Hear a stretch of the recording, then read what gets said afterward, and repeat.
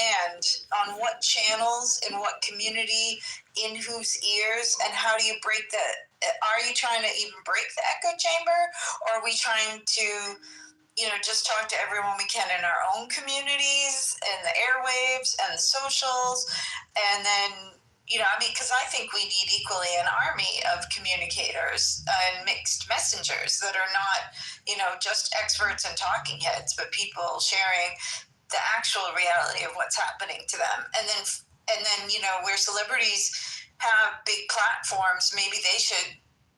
And I'll land there. I have one other thing to say, but I'm losing it, and I don't want to blab. So if I could jump in, this is kind of like where I disagree a little bit, right? So it's like some of these issues did not start with the current administration, right? Some of these issues are inherently baked into politics. We could talk all day about insider trading in Congress, right? We could talk all day about not passing laws on both sides of the aisle to ban or prohibit.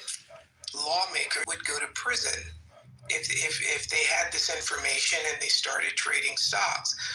Some of this, the reason my side is better than the other side, and maybe in some ways it is, and maybe in some ways it isn't. The big thing to me, right? I was watching. They were grilling the attorney general the other day, and I think it was Dick Durbin, and she asked him. She said, "Well, they've had most of this information since Obama was president. Why didn't the Democrats make as big of an issue then about the Epstein files as they're making now? They're making the issue now because they see it as good politics, or they see this as a political issue that they can seize upon. But the truth is, we've known about Epstein since the early 2000s when he first went to prison, and no one has made an effort to get justice for these girls that have been abused. Now everyone, it seems, wants to use this as some type of weapon, and there's just a market hypocrisy on both sides. The problem is not. I'm at the coffee shop and I'm in New York City. The problem is not left or right. The problem is these people get elected. Excuse me. These people get elected. They go to Washington, and the first thing they do is they fall into Washington's business as usual. And unfortunately, it helps a lot of people, and unfortunately, it crushes a lot of people. But the issue is not necessarily left or right. The issue is democracy, in my opinion. And I think that more people have more in common on average than they have than they don't have on average. And I don't think this is this current administration, because I live in a city where since 9/11, and this is to Denise's earlier point, but since 9/11, we are used to seeing Army guys with M16s at Penn Station, at Grand Central Station, down by the World Trade Center. We now have state troopers walking around New York City. To Denise's earlier point, what's going to happen is, you just become so acclimated to it that you don't see them anymore. And what's going to happen in these other cities, because I do believe Mercy is right, it's psychological warfare. You're going to get used to seeing camouflaged individuals carrying large weapons walking around, and it's just going to become the new normal for you. The new normal is what scares me. Can I just say one thing, which is that Rick and I have these conversations all the time, and I mean, we've long been talking about what some of the challenges to the system are, and that there is a systemic, there are systemic problems of trust, outsized influence of, big money, and, literally people who don't live in locations buying elections. The amounts of money that were, so add campaign finance reform, ending Citizens United, which, by the way, corporations aren't people. So isn't there a way to finally get ending Citizens United through? I digress, but I guess I just want to push back on one thing and say we are in a slightly different moment. I don't buy the both sidesism in the argument right now that you're putting forward, Daryl. I just want to say I'm not sure I agree with you on that. I don't. I think we are in a unique moment where people are, despite whatever problems there are in our system that everybody needs to come together to reform, which we all agree, it needs to work better for more people, for more families, for more people without kids, for more people than just wealthy people. But to ignore the deliberate concentration of power and flouting of constitutional norm. Even though we know the Constitution isn't perfect, it's a living document. It needed to be improved. It didn't even mention women. We can continue to poke holes in the system. And the more we find common ground across those, the better, to make it better. But there is quite a short term, like 5-alarm fire that I believe that we are in at the moment that needs to be addressed. So I'm just going to mention my dissent.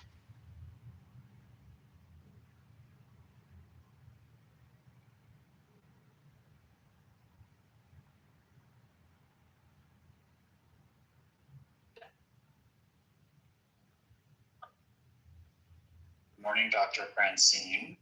Up your, there you are. Good morning, Dr. Good morning, James. Dr. James. Either will do in this space. I'm fine with that. As long as there's not another James here, we'll know we're. I was listening to my friend Andrea talk about the moment in time that we are in. And I think that there's a recognition that we have to have that we are in a special moment in time, but that despite that, there are ordinary daily things that are going on, and they would be going on no matter what. For instance, and this is directed to my friend Denise, I have a friend who has a 3-year-old child that is of mixed race and has just gone into a Head Start program and doesn't know, since it's her first child, doesn't know what is common, whether they are supposed to be speaking English or Spanish, and whether her child is having a typical experience or not a typical experience. And so these kinds of things go on even when the world seems to be coming to an end politically. Mothers are bringing up toddlers and putting them into school for the first time and asking what the education system should offer. And so we need to be, and too bad Andrea is still on the phone, but we need to be aware of both of these things happening simultaneously. And there really is a great Bruegel painting that describes that, and a great Auden poem about the Bruegel painting. And I should The Bruegel painting is a painting of Icarus falling from the sky. And while Icarus is falling from the sky, at the same time, a farmer is tending his lands, a woman is nursing her baby. It's like, it's a complicated world in which not all of us are doing the same thing at the same time. Did that help or hinder the discussion? Well, of course it helps the discussion because you're contributing. Well, and you brought up Head Start. So my daughter was a Head Start kid, and I was a part of the parental advisory board. I was a vice president, because that's what I do apparently. But I was also a part of the health advisory board for that organization. And she's in first grade now, so 3 years ago. So not so long ago, Mercy. So, yep. And I don't even know how to have this conversation at this point, because I don't feel like I've pond boiled on it enough, But I know that my daughter learned English and Spanish in Head Start. I know that in our state, and it was Mid-Nebraska Community Action Head Start, and within that organization, they had already then started preparing for lack of federal funding and changes they were going to have to make within the organization to continue to serve the low-income population that Head Start manages, essentially. And there is no normal right now, especially in low-income families. And that's part of the plan.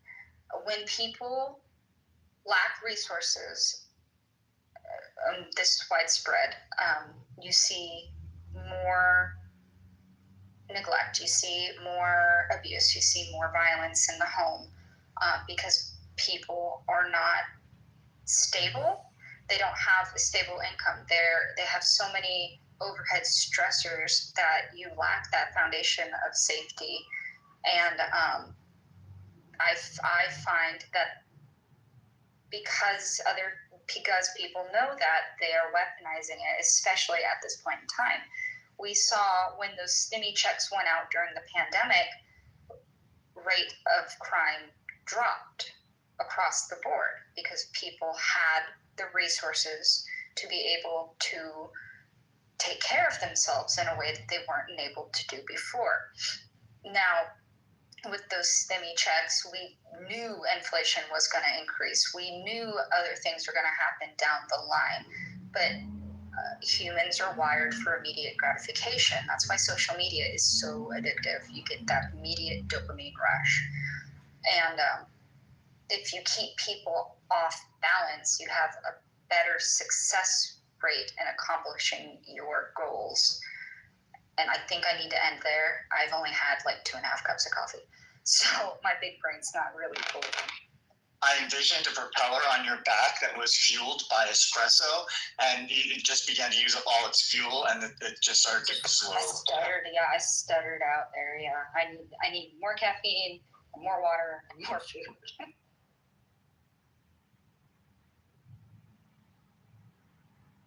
This morning, go ahead. If someone has something to say that's kind of still along the stream of thought, please do. I have something to say. It's a little bit more of a parallel. Yeah, I don't know if everybody watched The Walking Dead. One of the most interesting things to watch when you watch The Walking Dead is to watch the set design, to watch kind of like as the world was collapsing, what were people doing? And one of my favorite scenes is a wedding when literally they come into a space and of course the world has collapsed and there's zombies everywhere, but people were still like having the wedding cake and the decorations were still up behind the bride, and then everybody at the wedding basically was bitten and turned into a zombie. And I think that's what I'm kind of getting very sensitive to, of just how normal should we be acting, or what's the point when this isn't normal anymore? And I don't know that that's today. I don't know that that's today. I don't know that we should, all be running through the streets, just, disguise on the world's gonna die, Chicken Little. But I do think, like, you need to know what the point is, right? Like, what is the point that this would be too much or this would go too far? And do we have a line at all? We talk about kind of like escalation as the worst thing that can happen, and I'm not sure that it is. I guess I'm of the opinion, and this may be an unpopular one, but we look at, for example, you look at the Civil War as a failure of politics, and I think of it as a extension, as a place that politics extended to, not a failure of politics, because it accomplished a goal, right? And I'm not saying, please don't hear me, saying we need to, everybody go get a gun and we need to be, I'm not saying that. What I'm saying is, I'm getting concerned that it feels like nobody has a line at all. Hey, Denise, what is it? Do you have any ideas about some of, and I would imagine we have a lot of different lines, maybe not just the one. I'm curious, do you have any lines, even if they're smaller or bigger ones, where maybe you're beginning to feel a bit boxed in and you've hit your point of enough's enough and this is what I'm doing now? Or are you just kind of meditating on this a bit as it relates to yourself and others? I have a couple, but I think, I think that my point is that we should have some. That's something you should think about. I mean, I am a naturalized citizen of the United States, and I have a go bag in my house now. Like, of when am I not going to be safe here? Is there a point? Is there a line? I think that is absolutely insane. And I guess because I'm so sensitive to it, because it has a direct physical, immediate impact on me and my family, that I've been watching and kind of waiting and looking and seeing, wait a minute, are we all just going to kind of like capitulate step by step by step and just acclimate to the boiling water? Is that what we're going to do here?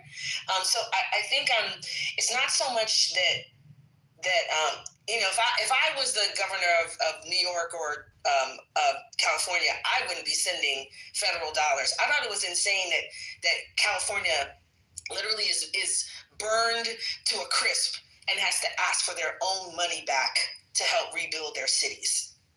I think we've like jumped the shark in a way that I did not think I would see in my lifetime. And I always expect bad people to do bad things, but I think what I'm surprised by is the willingness of good people to kind of not have that line. And again, not to beat the metaphor, but like the example of the Civil War is like, we talk about it like it's only bad, and I can vote, I can stand here, I'm a citizen because of the Civil War.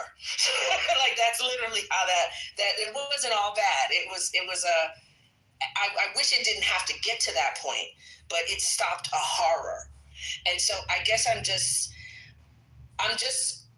wanting us, if there's a call to action, like what do I want? I know I'm rambling. Like what do I want? I just want us to think about and to have some kind of like intention or clarity about what would be too much, where the line is. And I'm not saying pick up your arms and fight, who am I to tell anybody to do that? I just want you to know what you would fight for. And if there's a point that you would fight, if that makes sense. What's the point? Yeah, you may. I just wanted to ask one final follow-up and also say good morning, Mo. Denise, what's one example of a line you have, and what would cause you to fight? I think sending troops into U.S. cities is outrageous. I think it's absolutely. I cannot believe. And I look at other countries, right? I look at France, Korea, like other places where they just didn't put up with it. They took to the streets and they just did not put up with it. And it's like, what is different about Americans? What is different about us that makes us not react in horror at this like obvious grift and obvious government overreach? So I think the line for me was crossed a couple months ago. I'm very surprised. Not surprised. I'm not surprised. I'm horrified. Horrified is a better word than surprised. Well, that we are not. That it's we're all at the wedding. Like life goes on. Like it's kind of like no big deal. And I don't want to minimize it. Like I know that people are doing incredible hard work. I know that people are there's a subset of us that are outside that are doing the thing. Like I said, I just came back from Portland and I was blown away, right, by how they're standing up. But they are an outlier. They're not the norm. And that surprises me. And so I guess that's the question that I'm asking. Thank you. General, you're up. Yeah, and then Moa. It's because some like South Korea, South Korea, France to somewhat of an extent is they're collectivists. It's a collective society. They share a collective culture. I lived in Tokyo for a year, right? It's like some of these places, it's more of a group think than an individual think. And America is built on the idea and the tenet of individualism. It's like, again, I go back to, I live in a city of 8 million people and most of us are walking around just minding our own business. Most of us are walking around avoiding eye contact with other people, right? And so in this type of situations where you need people to have more of a collective outrage or a collective opinion, when we're taught since childhood that, your future is determined by you, not by other people. Everything you do, you have like self-autonomy. It's not collective autonomy. Some of these things in instances where you may need more of a collective opinion, it's hard for people to kind of recondition the way they think. You can see something happening literally to your neighbor and you might think, well, that's their problem. It's not my problem.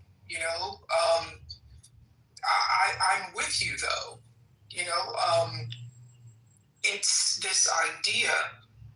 Look at what happened before. I made a comment and all she heard from me was I'm doing whataboutisms. That's not what I'm doing at all. I'm saying that the problem is the body politic as a whole.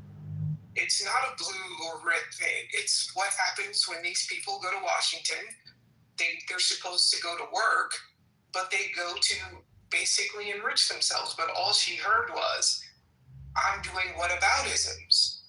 And so to me, the inherent problem is that we don't have a single opinion on what to do because we don't have a single opinion on what the problem is. So I just, I say, I was going to say you should focus your efforts state by state, but maybe it's city by city or block by block, because again, I go back to, I live in a city where 900 languages are spoken in New York City. So I go 5 blocks this way, 5 blocks that way, and the culture changes. So how do we come together as a collective? Well, we used to be a melting pot.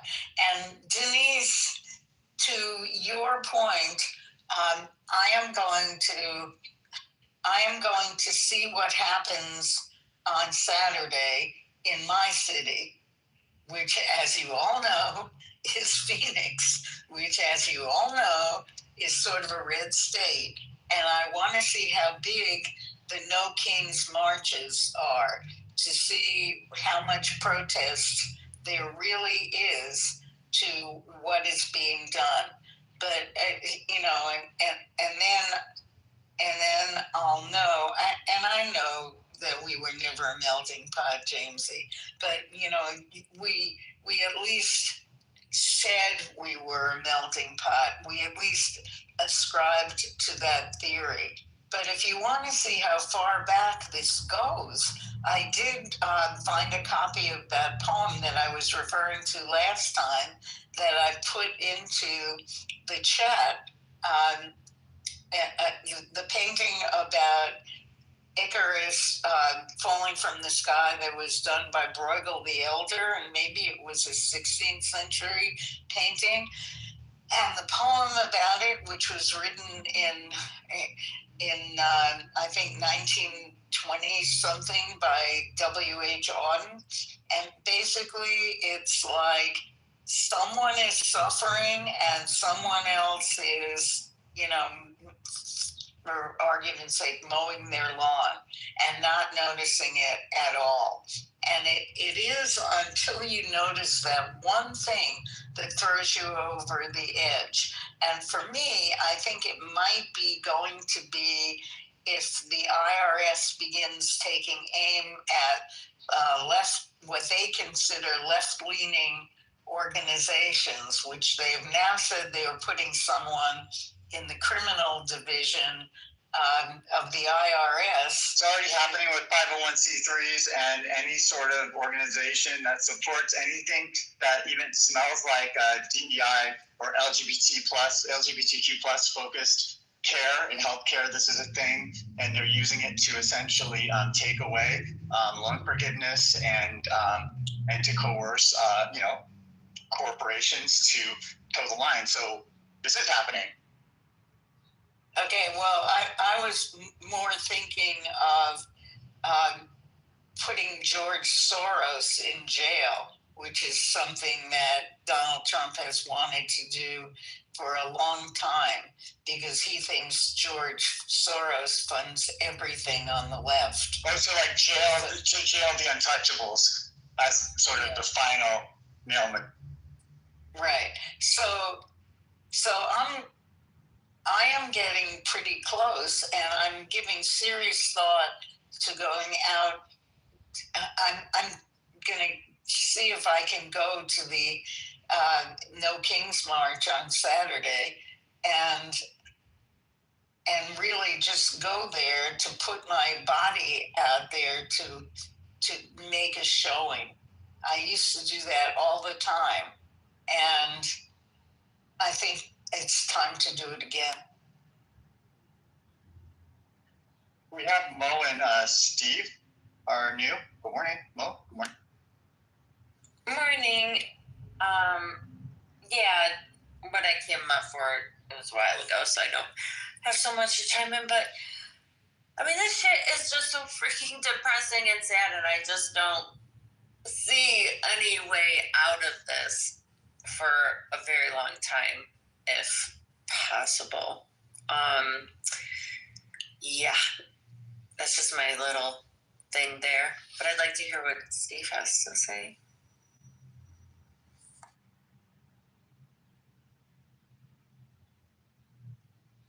Good morning, Steve. Hey, good morning. Not sure where to start. I guess I listened to a very depressing Supreme Court argument yesterday. God, it was surreal. I guess the most shocking thing I heard yesterday was it's not like it's new. Well, it's a new wrinkle.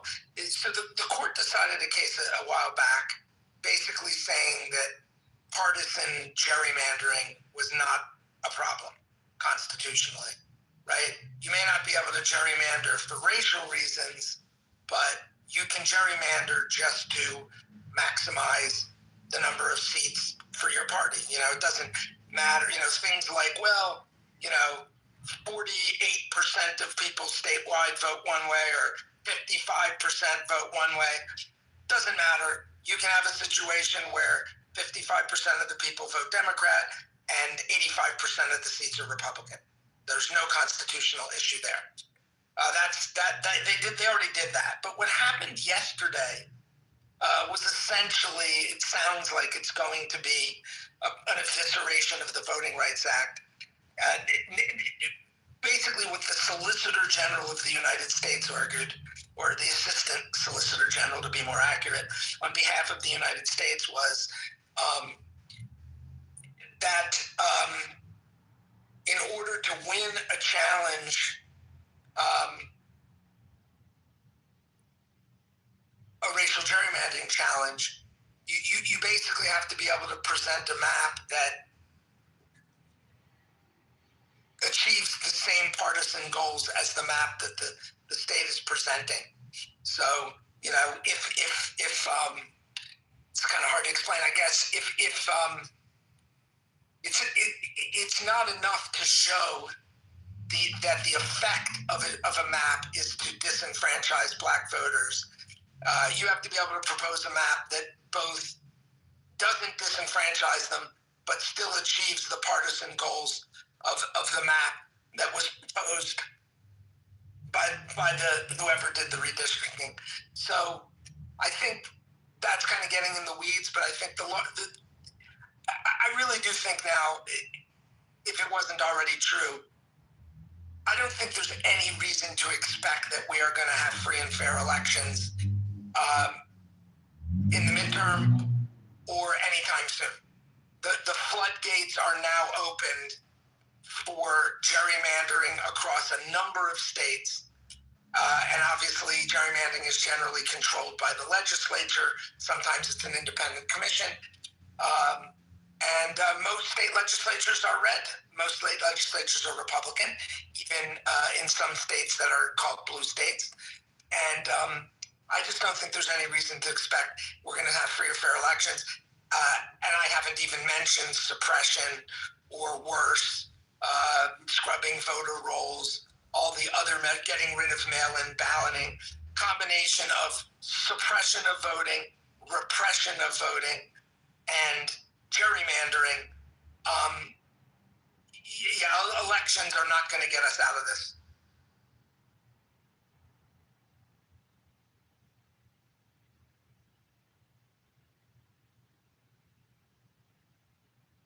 Chinga, good morning. We haven't heard from you.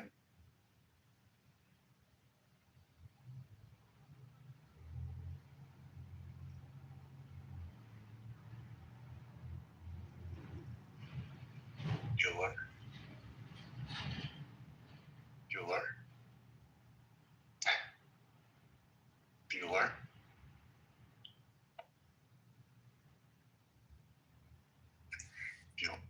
Hey, Chinga, do you love me? I'm on a plane. Yes, I do love you, Mom.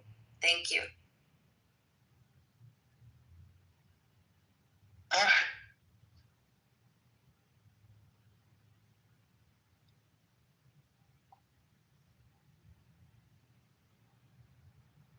I think what you're saying is,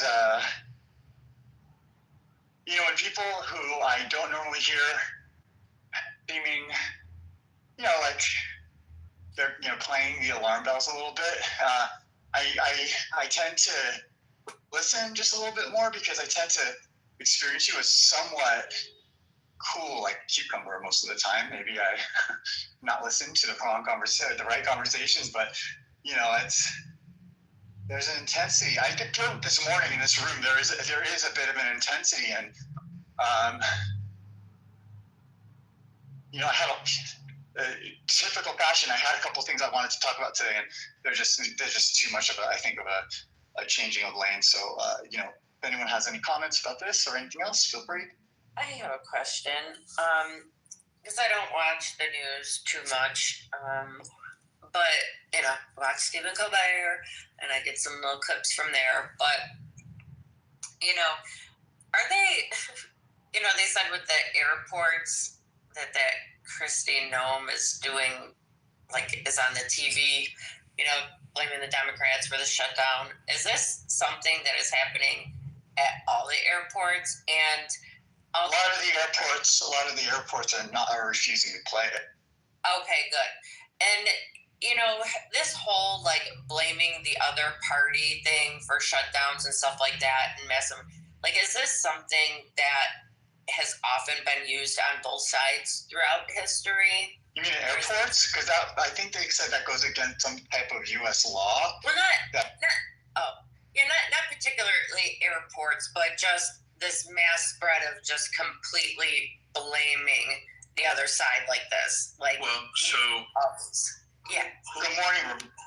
Who controls Congress right now? Who controls the presidency? Who controls the courts? There's a real question, bro. Who controls those? Well, yeah, the Republicans. There we go. So regardless of what anyone says, the fault lies on the people that are literally in control. And if you're asking if Republicans normally point to the other side and say it's their fault for their shortcomings, the answer is yes. The Democrats do it too, to a much lesser extent. But it's always the usual suspects. Like this week on TikTok, there was a armless Christian pastor who's also a conservative who was just recently arrested for child pornography. And if I could tell you how my jaw did not drop, how not surprised I was, because this is literally par for the course in the last year. So many Christians and conservatives who literally a few months earlier were accusing Democrats of being child rapists have been arrested for child pornography, child abuse, sex trafficking. So it's one of those things where we live in a topsy-turvy world where black is white, good is bad, and bad is good. Charlie Kirk is another example. I've recently realized that everyone who's worshiping Charlie Kirk is literally an antichrist because they're following a demon.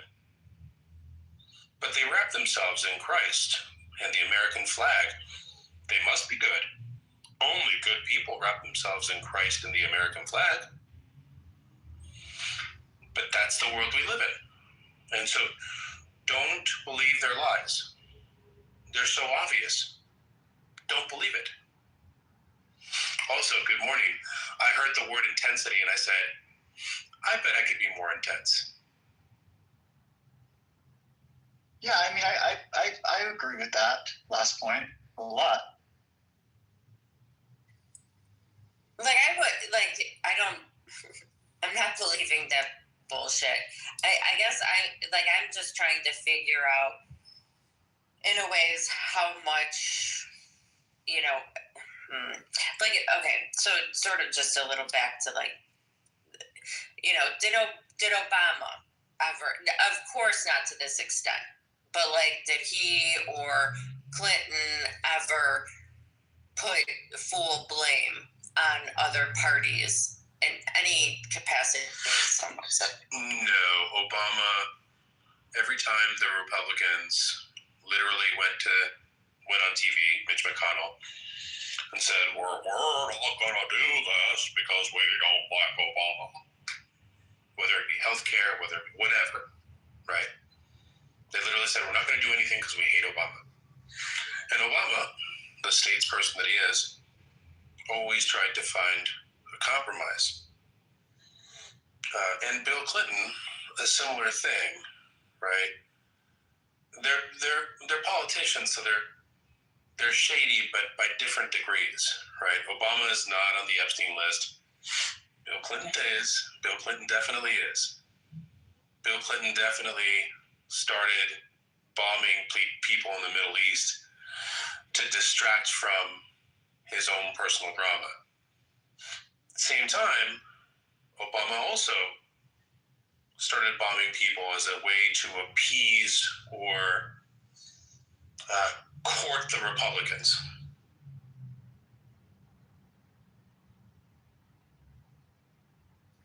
Thank you. I want to add some nuance to this government shutdown question. Of course, both sides are prone to weaponizing it, but I have kind of a different take on what's actually happening. They're not voting to reopen the government. They're voting to raise the debt ceiling, which conservatives, and I mean fiscally conservative, are going to say that it's an opportunity to renegotiate the budget, which is to say that just because you guys voted for all this stuff, you haven't paid for it. Therefore, we can pretend that we didn't agree to that, according to our laws and that kind of thing. So the blame game is obviously there.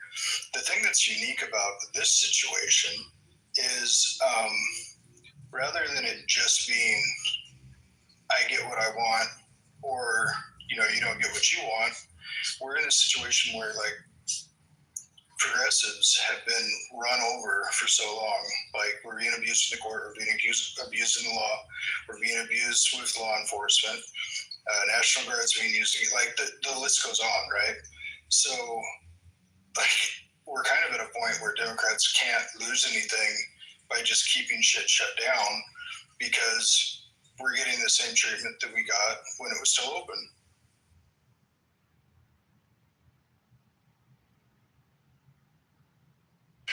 Yeah, it seems that the only way Americans are going to learn their lesson is by literally letting conservatives take the whole country over a cliff.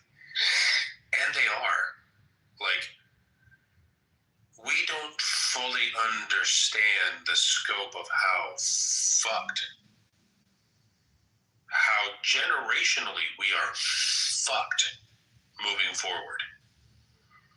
There's a good chance that because of all these shenanigans, the dollar is not going to be the default global currency. China the other day just literally threatened the United States with a hydrogen bomb, saying, if you fuck with us, we have an ICBM that has 40 nuclear warheads plus a hydrogen bomb. We will not shoot first, but we will not let you shoot second. It's fucking crazy. And this is all because we are where we are. The president is who he is. He literally wants to build an archway in commemoration of him. He wants the Nobel Peace Prize. He wants a list of things. He also wants a third term. So,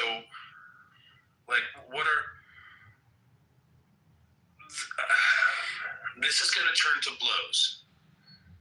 This is going to get more violent than it already is. Because I remind you that Texas has invaded, Illinois? And the federal government is trying to invade Oregon. They're trying to fight Antifa, which is a concept which stands for anti-fascists. Everyone's great-grandpa that fought in World War II was an anti-fascist, and now the fascists are saying that the anti-fascists are terrorists. We've been in trouble, and it's only going to get worse before it gets better. To be fair, though, and I'm very privileged to have known my World War II vet great-grandpa and be taught by him. Hitler thought that we were terrorists too. So pick up the torch and start running towards the pilot. The good guys never burn books. The good guys never have death camps. The good guys don't bomb babies.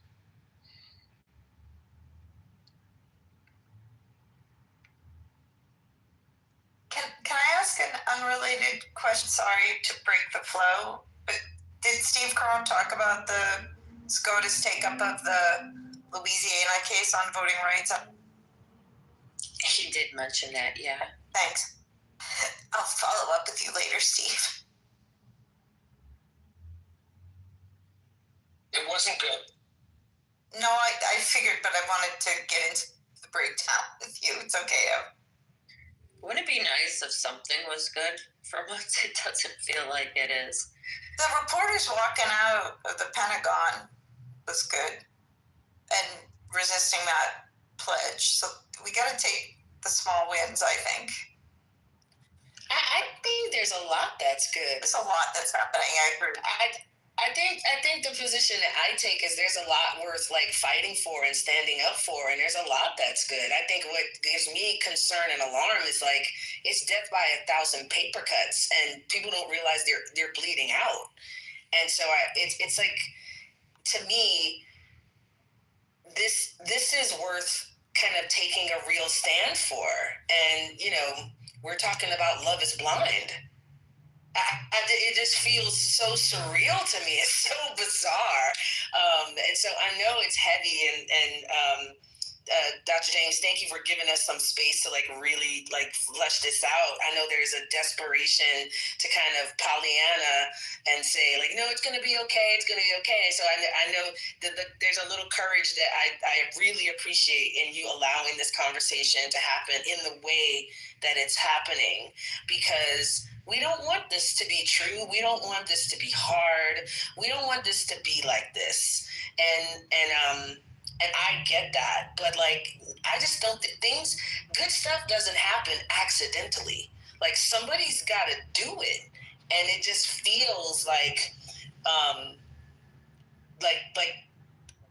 we just need to be a little more concerned than we are, a little more activated than we are, and think about, I guess, the assignment that I have for everybody in the room, if I could give you one, is what are you willing to fight for? Are you we hold up all these people as our heroes and our historical legends and whatever, and if you notice the thread, they fought for this. And it's just been so bizarre to me to watch domino after domino fall. And I don't have a magic wand. I don't have a silver bullet. I don't, whatever other metaphor I could come up with really quickly on the fly. I just think be engaged. Just really, I think this is the time for us all to be fully engaged and think about what that means for you. Because I'm with Rick on this one. Everybody's got a different skill set. Everybody's got a different gift. Everybody's got a different way they touch the elephant, But figure out what that is and do it, because I think we are in very serious time. There's a book that everyone should probably read called The Fourth Turning. The basic thesis of this, I'm going to steal a line from Battlestar Galactica, and oddly, Peter Pan 2. This has happened before, and it's going to happen again. That's how history works, a series of cycles. And we're far enough from the last Great War that we've forgotten or gotten comfortable with certain folks.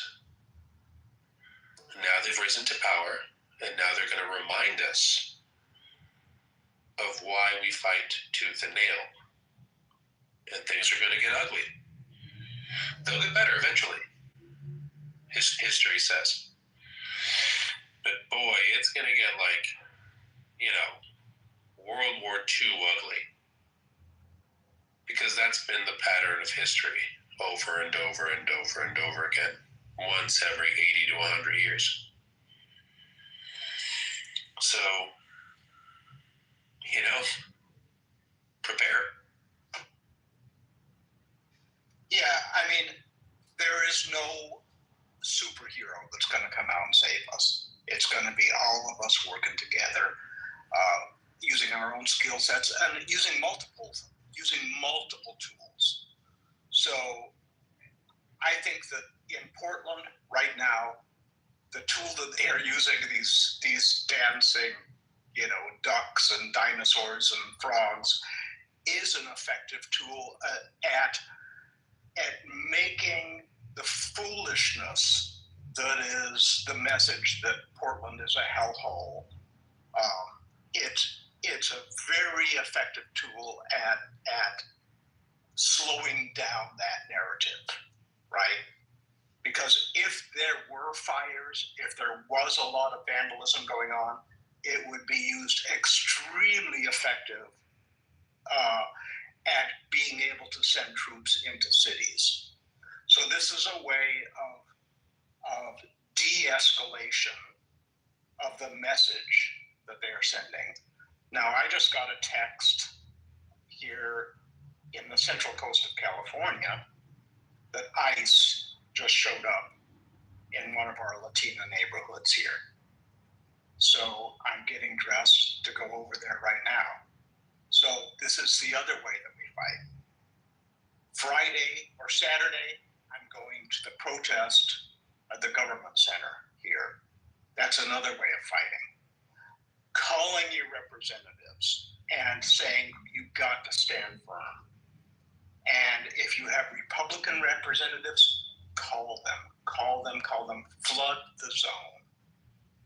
And the Republicans use these tools. Flooding the zone is something they are extremely effective at. And by flooding the zone, the thing that they're doing at airports, every single day here on primetime TV, Christine Ohm, and this is in California, Christine Ohm shows up on our screens saying, "We are coming for you. We are coming for you. We are coming for you." Every night, I see this commercial multiple times in prime time. This is a very effective tool at frightening people. And we have to counter these things. Those ads are costing a shitload of money. Point that out. Yeah, we need the financial tracker.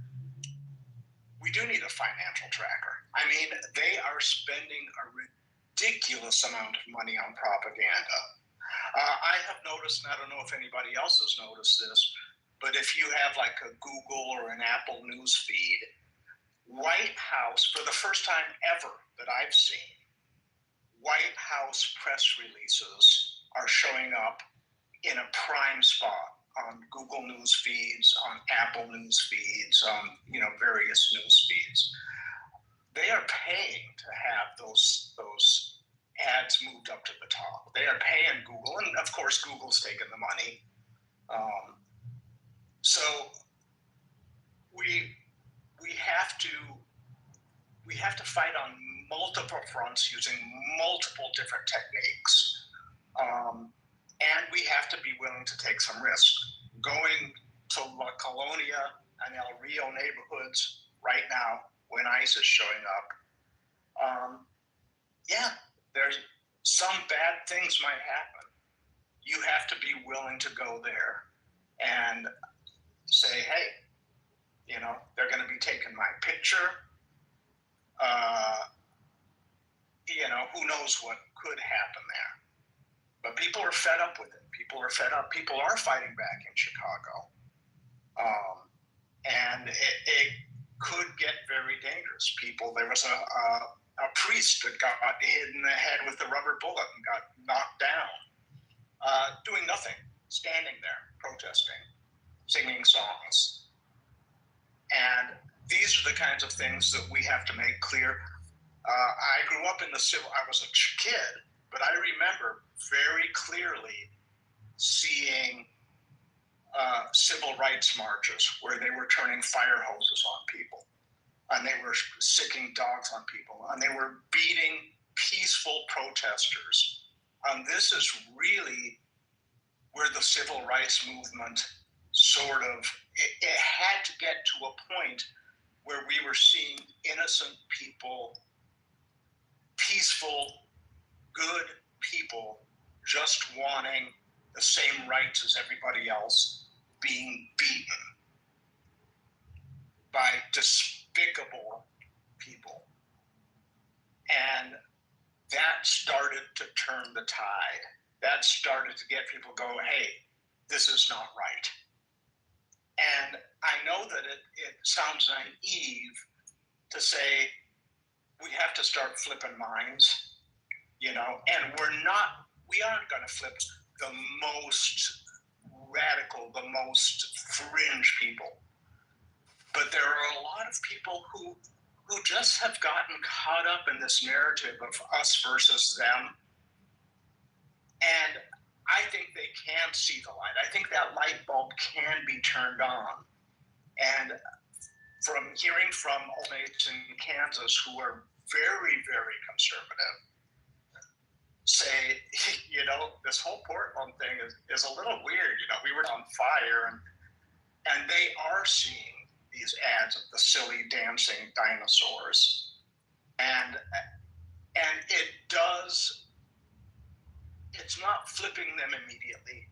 You know, they still think that I'm a Marxist. They still think that I hate America. None of that is even remotely true. But they are beginning to see that they are being fed a bunch of bullshit. And it's going to be they've been chipping away for 50 years. We're going to have to keep chipping away. It's not going to change just like that. And we have to use multiple tools to do it in our own communities. We have to be able to reach the people in our community more than we have to reach people in other communities first.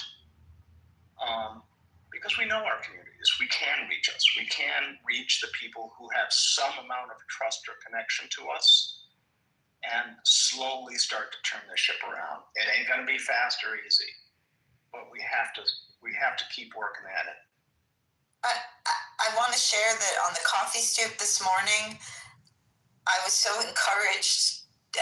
I just want to say that I hear the conversations starting to bubble up in lots of places, different places that I've been, from rural parts of state to the city. And this morning I heard someone talking with concern about the absurdity of, you know, the Peter Thiel interviews talking about AI, and then sort of this end of times fascism. And so, and I was seeing this conversation take place amongst white men. So I was encouraged to hear that more and more people are, you know, I feel it's penetrating, not as much as, like Denise said earlier, as much as it needs to be fast enough, but I think the numbers are growing in support for the marches. I think we're starting to see some collective, you know, behavior coming together. We have MIT pushing back on deals with the administration that are obviously going against both academic freedom and their own, you know, right to manage the university, and the media coming together. And now I'm seeing some lawyers that are out there in front of protesters, you know, kind of saying, okay, we don't, you know, you troops have told us to stand down, but we don't understand what state law are you referring to? Where is the state trooper in charge? We don't understand your order. We are exercising our First Amendment rights. We are not doing an illegal action. You are doing an illegal action. You know, so you see some lawyers stepping up, and sometimes a lot of it is decentralized, and then other times, you know, it would be great if we understood more coordination. But I think that there's also, a big opportunity of people. I think people across the political spectrum are very irritated with the grift and the graft and the unfairness, and feeling like the system is rigged. And that speaks to what Daryl, who's not here anymore, was mentioning earlier, I think, about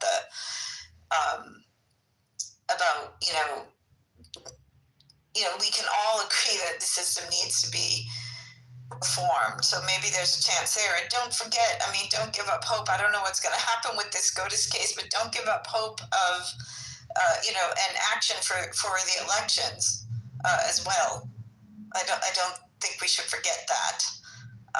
And finally, I wish, Steve, I don't know if you're going to do a room to break it down further, how the importance of this case or the risk of how many, people of color votes could be disenfranchised, depending on the outcome of.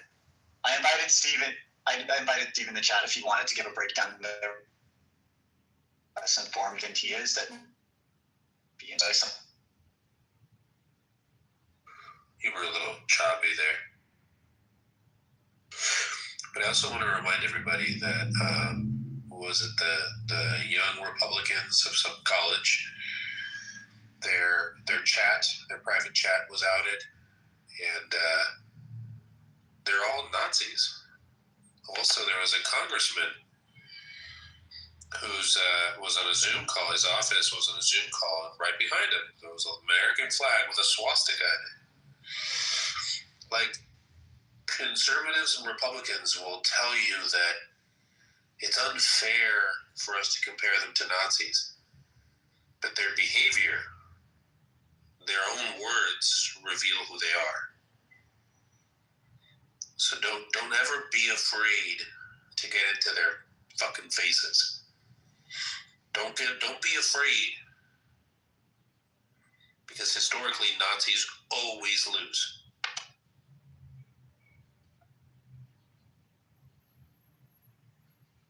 I would like to say something about that chat that was leaked.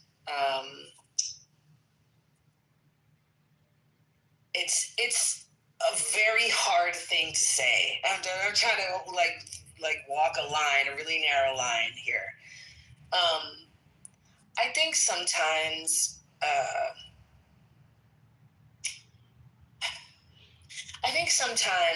we have a desperation for everyone to be good people that I think can be extremely deleterious to the efforts that we are putting forth.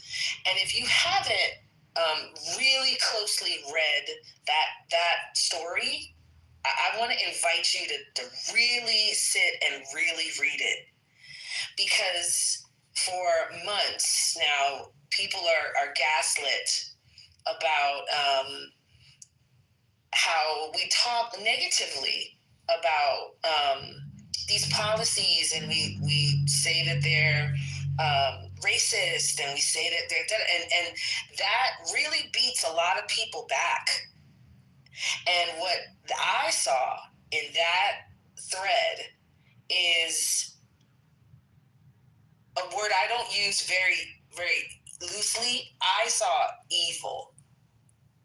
And these are the people that are in line to be leaders. This was not like a random group of people. This was a group that came together at the leadership formation of the and I am not one of those people that thinks all Republicans are this, all Republicans are that. I definitely am not that. But I do want us to understand that there is an actual oppositional force that we do have to actually deal with, and we can't always just sprinkle fairy dust on them, right? They do not mean us well. And specifically by us, I'm talking about Black people, Jewish people, like they do not mean us well, and they create harm for all of us. So there's a really difficult line as a Black woman that I always have to kind of forge of this. You point out something that somebody says as racist, and quickly somebody says, well, it's just economics. And we have a desperation to throw the economic conversation to the center of this. And I just, if that's a position that you normally take, I invite you to sit and read the chats. These are not old people. These are young people who are learning, and who are being positioned as leadership. And I want us to think about what that means. And you know, I feel I'm torn because I feel like I want us to be positive and armed and fortified and ready for the challenge and feel capable. I think what gives me concern is it's like you have to know what fight you're in. And you need to understand who the bad guys are. And there is sometimes a desperation to create friends among people that do not wish you well and wish only harm for you.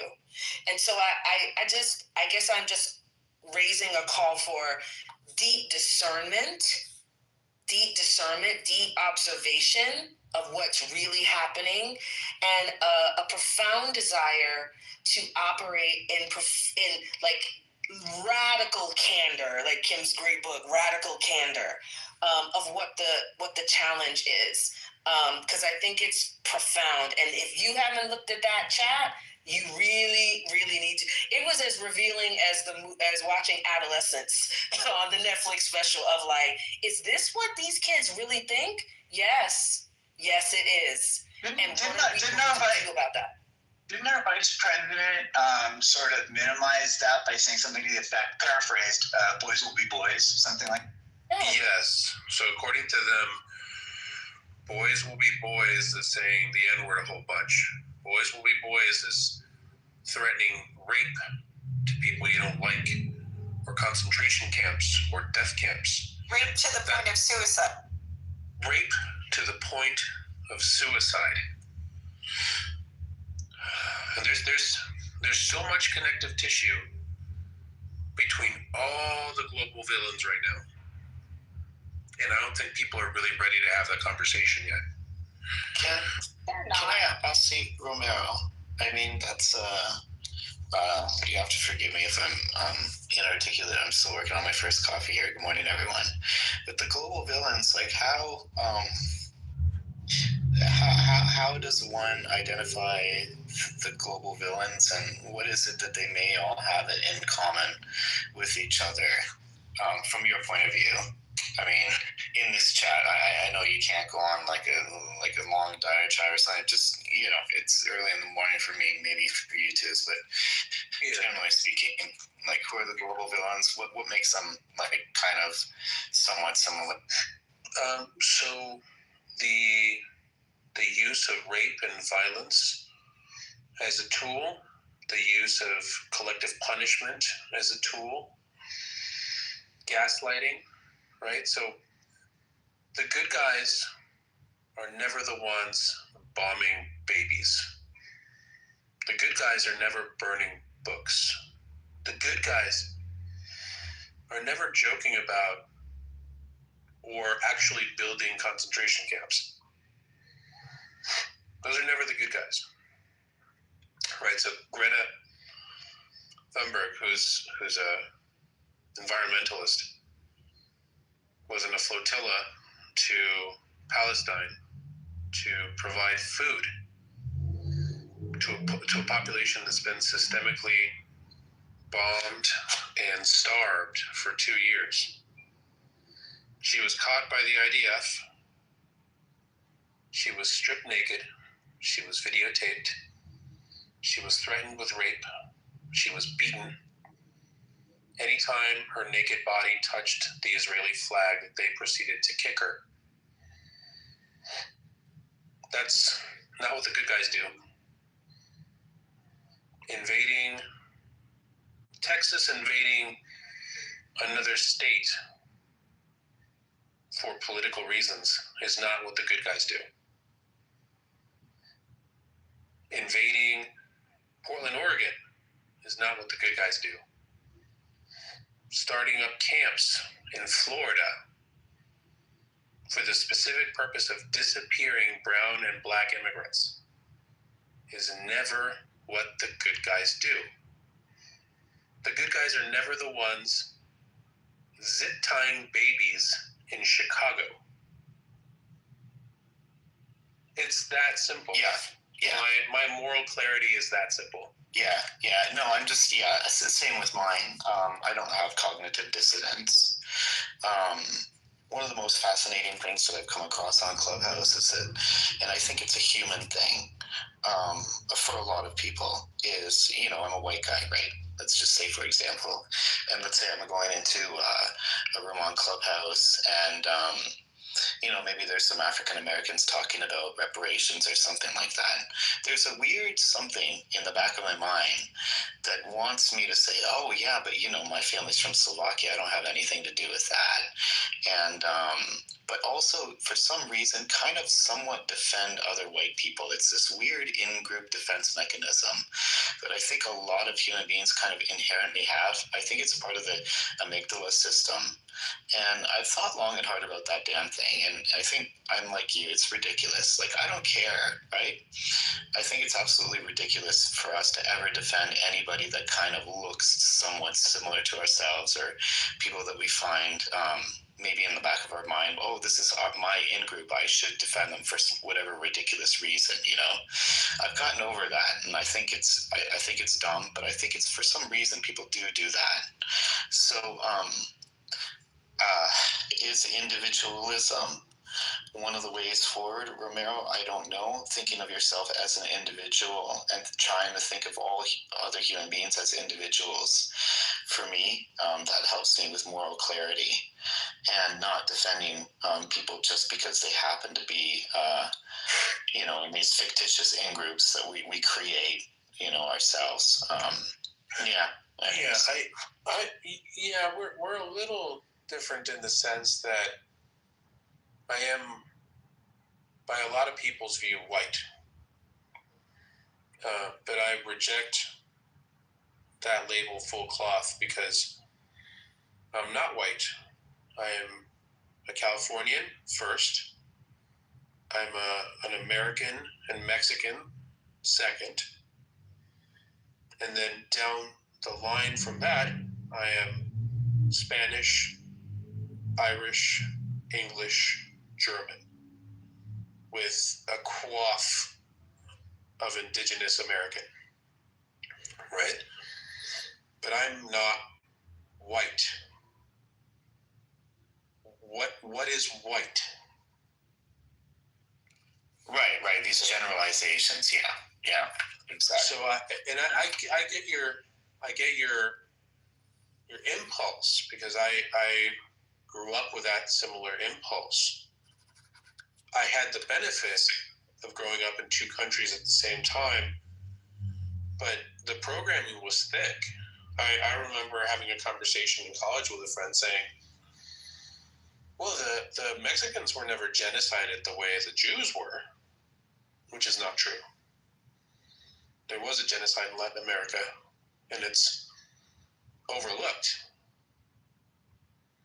And the narrative is not that, but that's the truth. So I think once we liberate ourselves from whiteness and we associate ourselves with our geography and our cultures, then we can actually start having meaningful conversations with ourselves and others. Right. I don't think it's necessarily whiteness. It could be blackness. It could be Jewishness. It could be whatever your overall. It doesn't work that way. No. Sorry? No, it doesn't work that way. You're wrong. What do you mean? You're wrong. I haven't even gone to explain what. Yes, but you're trying to equivocate things like whiteness and blackness, and it doesn't work that way. No. I'm talking about human psychology. No, you don't. Okay, are you a psychologist? Well, I'm talking. If you allow me to. No, continue. I don't want to allow you to. That's why I'm trying to ask. You don't seem very tolerant, do you? I'm not a very tolerant person. Okay. Well, then don't speak with me. Yeah. Okay. No, I was I don't know if Dr. James is still. I'm here. Let's just do like one mic at a time. And Star, I want to hear from you. If Matthew can just sort of round out. Yeah. Star, you're so. Like I said, I'm working on my first coffee, so I may not be as eloquent as I'd like to be. But what I'm saying is, I think it's generally true is that human beings have this sort of I feel, this is just my opinion, I could be wrong, that we have this sort of inbound feeling to want to defend people within our own in-group, regardless of they're doing good or bad, right? And so, like I was saying, I thought long and hard about this, and even if my own father did something stupid, I wouldn't defend him. So why should I ever defend anybody that happens to look like me? That's kind of the point that I was trying to make. And I think a lot of people, if you speak ill of their quote unquote perceived in-group, their automatic reaction is to kind of defend their own side. And I think this is a universal thing. Anyways, I land there. Taro?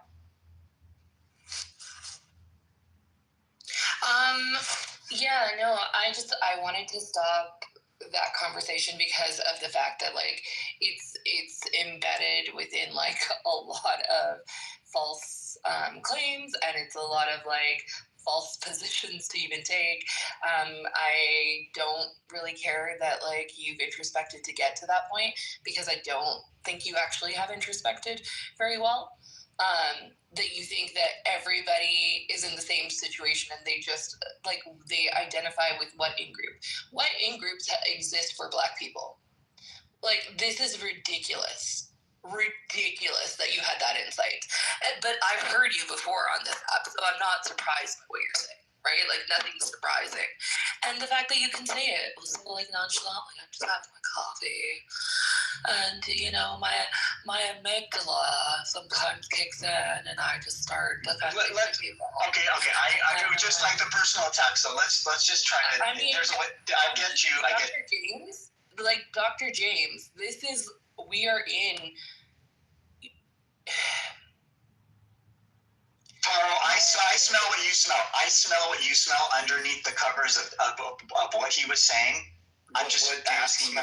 What do you smell? Yeah, I don't need to respond to you, Matthew. It's by my good grace. You know what? It's by my good grace that you're here right now. So just accuse me of something. Okay. I'm going to give you one more chance. Accused of anything. You're not being accused of anything. I'm saying that I just smell a rat. But Taro, please continue, but without the personal attacks. You're calling me a rat. I know. I'm saying I smell a rat. I didn't say that to you. Do you, Matthew, feel like you smell like a rat? I'm letting him participate in the chat for. Wow, I totally missed something. There must be some history there that I don't know. No. There's okay. Here's no. Wait. I'd like to respond. I wasn't responding because I was kind of trying to be open and curious. I've had experiences that have been plus and minus depending on the day. But what I did here was kind of like a flirtation with kind of a way of getting some kind of, you know, people would call it maybe white supremacist ideas, sort of blanketed in a new form of language, like saying I don't do the thing, but I'm going to say the thing that I do or I do think. But I'm using it as kind of like the counterpoint to where I stand. Now, I'm not saying that's where he was headed. I'm just saying that I was feeling like, where is this going? And I don't want to get into, we've had a really good talk today. I really don't want to make this combative. So, Taro, I'm really going to ask you, let me be the worst voice right now, and maybe you can rise above me and make a coherent point, because I feel like I'm sort of in the mud. And I'm doing that for everyone so that you don't have to. And I'm going to mute this. I'm driving right now, so I'm doing my best to hold this room as best I can while I'm coming. What freeway are you on? Well, I'm just about to get on, I think the 80. Oh, cool. But no, I mean, could I respond to what Romero said about? Yes, you may, Les. But Tara, I don't think she got to finish her point, and I was really simply just doing. Let's go. I'll take a breather. Thank you, Taro. And Les, yes, I would like to trust you right in this very moment. So please have at it. So Greta Thunberg had this photo op thing where she was sending supplies down to Gaza, and he was going to hand over to Hamas to. You've already lost me. You've already lost me, Les. I'm sorry. You've already lost me. Hey, I didn't interrupt you, sir. Yeah, Romero, please let him get his thought out, and then we can. Yeah, just write down what you're going to say. You have something. No. You're not the mod, Les. I'm the mod. But just please. You're poking a bear, Les, and you're welcome to poke. This is one of those situations. Your face gets bitten by the bear. Okay? I don't want you to cry. We've had such a good talk today. Please, I'm asking, because what I'm going to do is I'm just going to sort of prune the stage, and I don't. Give me 2 minutes, please. Les, you're up. Please enjoy. So Greta Thunberg said that she wanted to give the stuff to the people of Gaza. The IDF intercepted the boat so that Hamas wouldn't get the aid, and they told her explicitly that she was that they would give the aid to people in Gaza and make sure Hamas didn't get it. So it's obvious that this was not a function of getting aid to Gaza. This was a function of just trying to make a pretend. And Romero made a really said stuff about how Greta Thunberg was treated, that she was threatened with rape. Now, if that was true, I would expect that the New York Times would have reported it. And please put that reference to reliable sources into the chat so we can decide if it's credible or not. Thank you. You've lost me a long time ago, Les. In a single conversation, I have lost all respect for you. Okay, but let's keep it away from the personal attacks, please. I'm just asking nicely. And also, Matthew, I want to bring you back up, Matthew, but I did want to say this. I had planned to talking about the kind of the neuropsychology of evil and othering. And I think it does kind of nest into what you were saying, but there were some things that you were saying that felt like they were kind of not quite right, but I don't have the capacity driving right now to get into the precise points that were a little bit kind of red flags for me. And go ahead, Romero. Supremacists always make evil things irrelevant. She wasn't trying to help people. It was just a photo op. She wasn't threatened with rape. That must be a lie.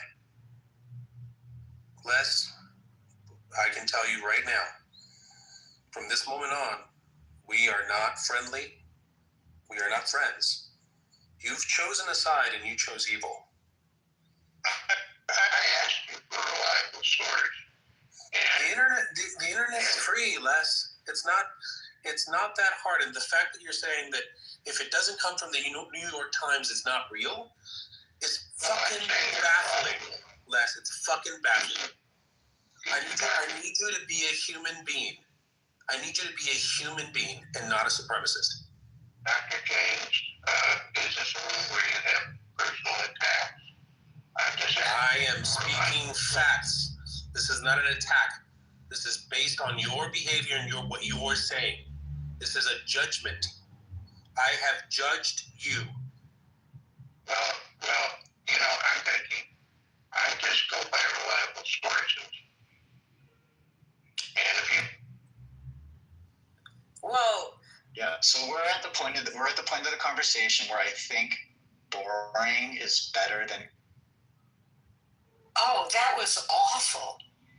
I was just coming off mic to say, why are we doing this to each other? Yeah, I agree, and it's over. It's done. I just try to figure out like why it's happening. I just know it's happening, and it's just like I don't want to host that. What I gotta say is I feel is like, okay, if this can happen here.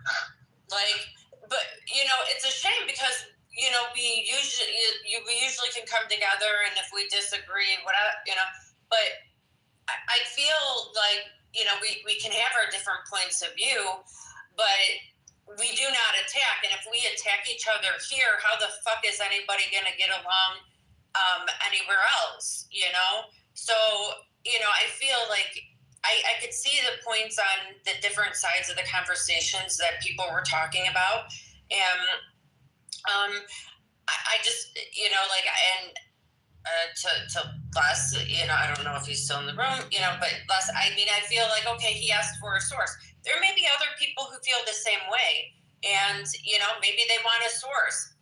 Personally, what you said, Ravis, is that's a freaking horrendous thing that what you're saying, but I haven't heard that story before. So I would be interested in a reliable source, because I could go on Google and go look at stuff, but right now, like, information is all just whack. You don't know what's factual, what's not. There may be people who don't know where to properly look, so a source would be helpful. So I really see like all these sides, and I feel like the attacking thing really should not happen.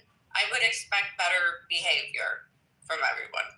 Sorry, I had to let that out.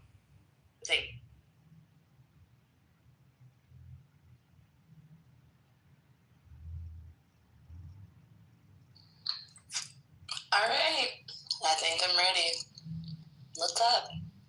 Should we have a discussion about why? Should. Okay, I'm gonna try and be like, guys, let's all hold hands in this moment. Let's take a breath, right? Everybody, I can count. We'll do 2 box breaths before we start the conversation with me, because then maybe we can all get into the space of this. And apparently, like, people think I'm authoritarian, so I'm just inviting everybody to do this with me. Okay? We're gonna do it together. Ready? So pull in 1, 2, 3, 4 in terms of breaths in. Take this time to pull all of the energy back into your brain and open yourself up for a conversation, and breathe out all of the frustration, okay? And then we're gonna count to 4 out. We're not gonna take a breath in for 4. Then we're gonna take 4 again for a breath in and a breath out. And then we're gonna give 4 to rest, okay? So 1, 2, 3, 4. Exhale. 1, 2, 3, 4. Exhale it all. Now don't do anything. Be still. Ready? Inhale. 1, 2, 3, 4. Ready? Exhale. 1, 2, 3, 4. Great job. Give yourself a little bit of time to just be still. I hope everyone's feeling okay. Does everyone consent to having this conversation with me now? Could you come off your mics and let me know? Because I don't want the chat to feel like I'm being authoritarian right now. Haro, you can't control what other people think. You can only control the way you participate. You're welcome to speak about anything you want. Just keep the personal attacks kind of off. No, that's fine. See, it's never, I think, even that, right? Like, I appreciate that. We should not be using personal attacks. We can use science and assume that we understand how the amygdala works without having taken a single neuroscience class. You don't have to take one. But just don't say, you can talk about flat earth here, right? We can have a whole theorized conversation where you can change around the way the stars even exist And you're allowed to do that as long as you don't say anything mean to another person. No, we don't have flat Earth talks here. So. I mean, you could do it because he was talking about amygdalas as though he knew anything about what those are or how they work in the body. He thought that that's how the in-group, out-group system works. That's what he was saying about your... No, I know. I heard him. It's misinformation that we have to allow to peddle misinformation, right? We have to allow people to put out as much misinformation as they want, and you have to take it, okay? This is the best thing about having civilized conversations, is because you have to get to a point where you understand all the reasons as to why somebody should be allowed to say anything they want to say to you and spread that kind of misinformation around, right? You have to be okay with that. Then you have to be okay with taking the time to explain how much misinformation is going on.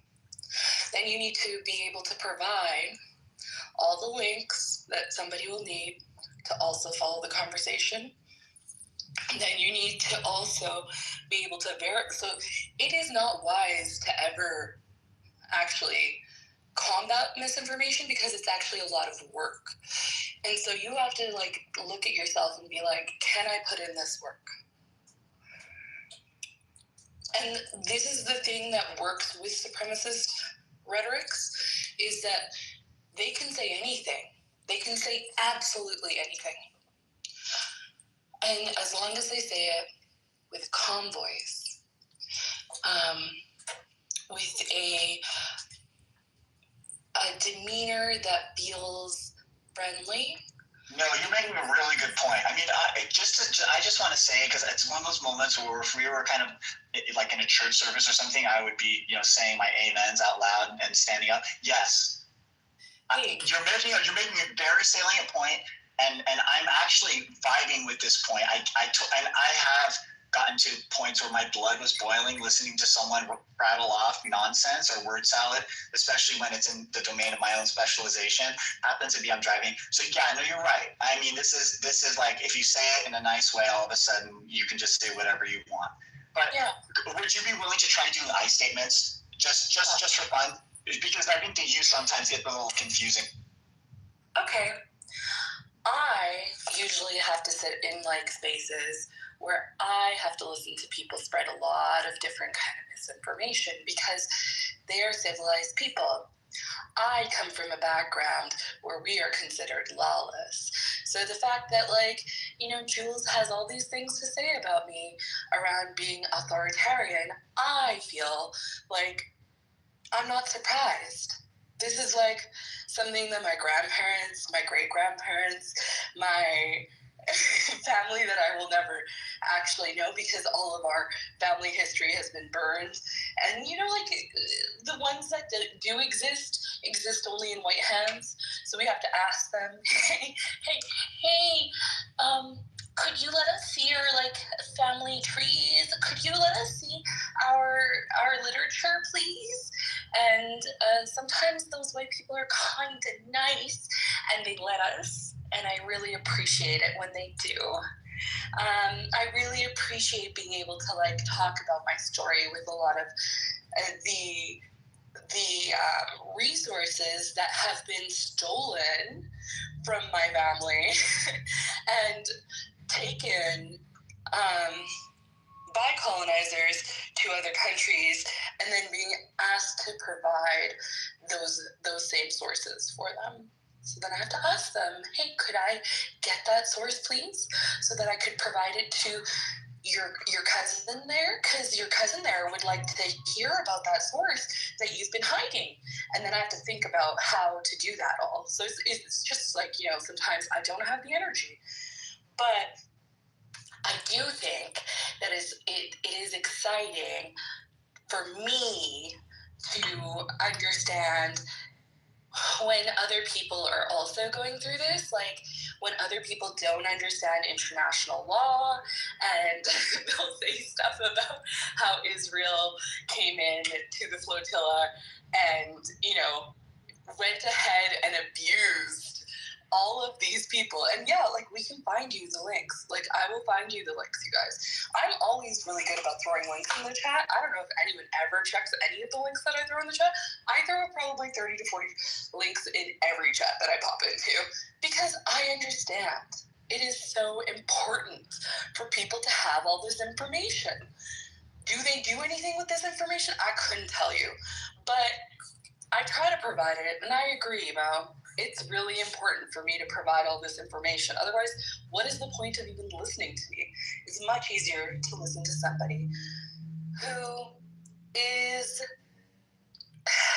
just having a good coffee and is just, trying to check out how their different kinds of rhetorics play out in a space like this.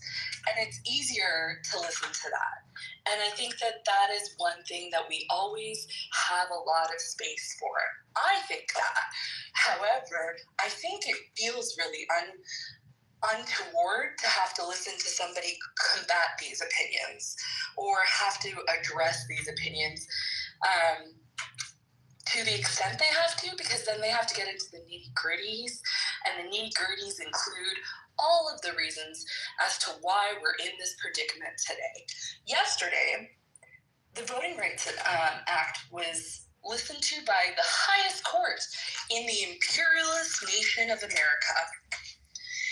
And if you listen to that, the Federalist Society had 3 lawyers there, along with how many judges in the same space? 6.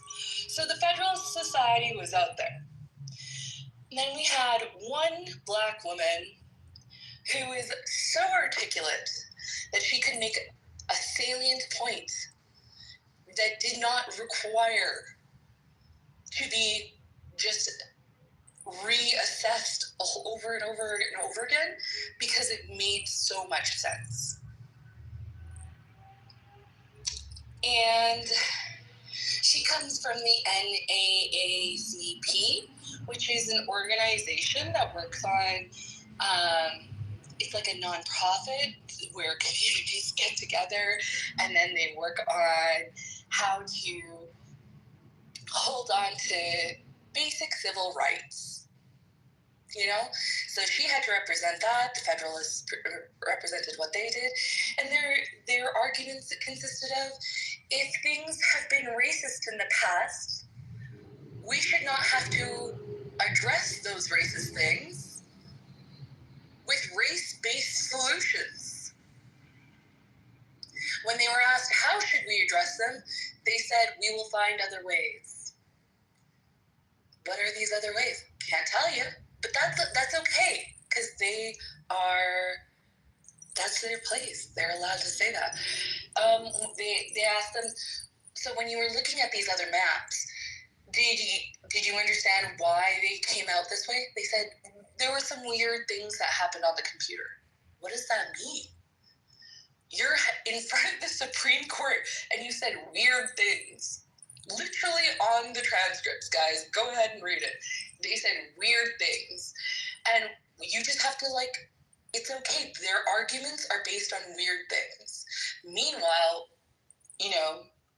Janae, the attorney that was representing the need for fairness, she was like, but those are just algorithms that I can explain them to you. And you're like, nah, they're weird. We can't understand them. Well, we can make 7 different maps. She had 7 different alternatives to their one alternative. And they were like, no, we like ours. But why do you like yours? Because it doesn't do the work of actually having to address race at all. So what does that mean in a country like America that is built on stolen land and with the labor of enslaved people. What does that mean when their highest court is saying these things? I think it's pretty clear. And I can understand why people that are racially marginalized would be super activated today. I would also imagine that anybody who believes that, like, their family and friends that are also racially marginalized have been attacked by the highest court in imperialist America today. I would not feel weird that, like, my friends that normally maybe don't necessarily feel as though they need to, like, protect me in any way, but do today because they witnessed or listened to that 2.5 hours of bullshit. Like, I wouldn't feel a way for them to want to, like, make it clear that they're not interested in misinformation today. But at the same time, I understand this doesn't affect everybody, and we can't make everybody care about fucking racialized people, right? Because that's the out group. And so I rest. Let's talk about how's everyone's day? Did you guys get a new brand of coffee?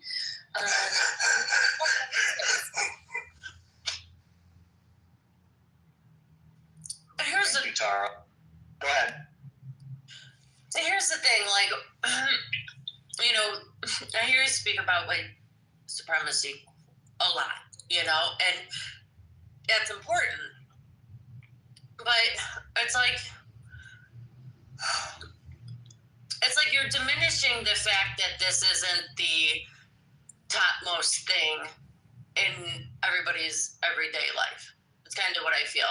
Like, I think it's an extremely important issue, but to shame people that this isn't extremely high on their list, I think is unfair. And I'm going to say, you know, in my case, like, you know, I try to learn as much as I can about different topics. Ramiro, I hope I'm, like, not pissing people off today. Like, I don't know what the fuck it is. I'm sort of triggered. Like, I'm always, I don't know, I'm seeing things. Oh, I'm pissed off, all right. Mo, speak freely. You're totally, you know, you're welcome. You know, I feel like there's a lot of people that have a lot of different things going on in their life. And so different issues take more importance. Like, we can't all be on the same, you know, thing. And it's like, I don't know, I guess I feel a little triggered where it's like,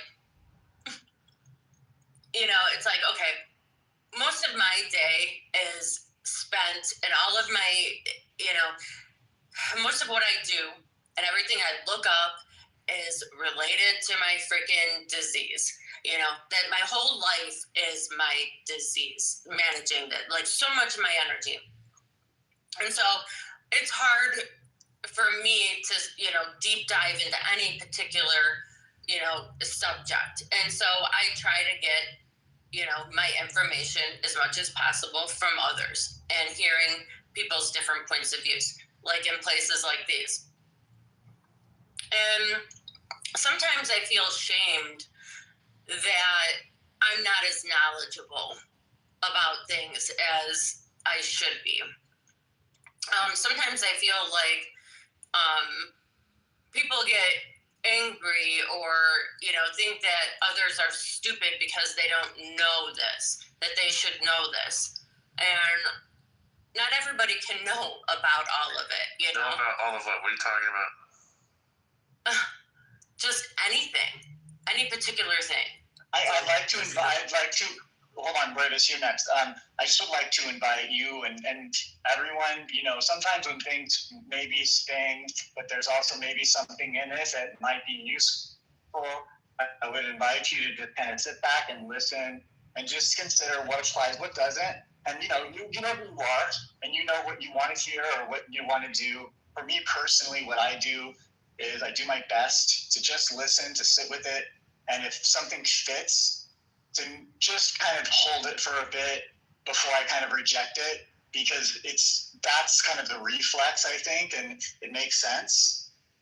But sometimes it's a nice opportunity. Like, Tal, I mean, I hear what you're saying. I think maybe your delivery felt a little bit condescending, but that was okay because actually I think the information you were giving and just being, vulnerable and open and being willing to share, I think was helpful. No, same thing. Everyone here, same thing. Today overall has been a really good chat, I think. But yeah, I mean, it's not for everybody, and it's been a lot of things today. I don't even know what we're talking about. Yeah, maybe on the second time around, I'll say something. I don't know. So Mo, I'm also chronically ill, and I understand how chronic illness can take over everything. I do want to remind you that we're in a weird place right now, right? They've already started opening camps to put undesirable people away. The first one's being what's that place in Florida? The alligator Auschwitz, right? And to disappear brown people that some call illegals. They're kidnapped by faceless agents of a government and they won't tell you what government agency they work for. This always ends up harming people that are chronically ill, that are disabled. They will come for you as they will come for me. We are not exempt by our pink skin or our lightness or our closeness to the concept of white. I am unapologetically aggressive. I will get in anyone's face, especially, and this is not you, Mo, but especially if the first thing you say to me is a false premise, I will get in your fucking face unapologetically, because we're past that point.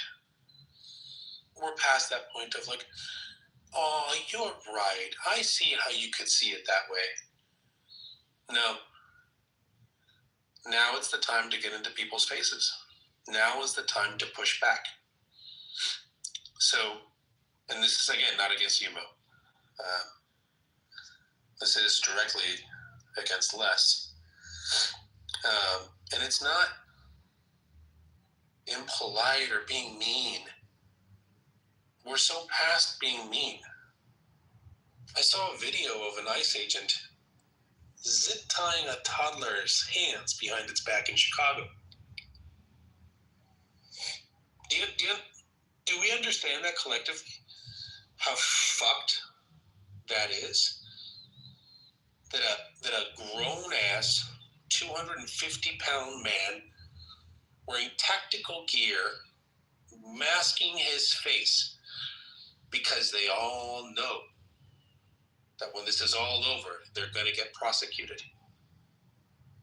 Zip tying the hands of a baby. And in fact, the funniest part, the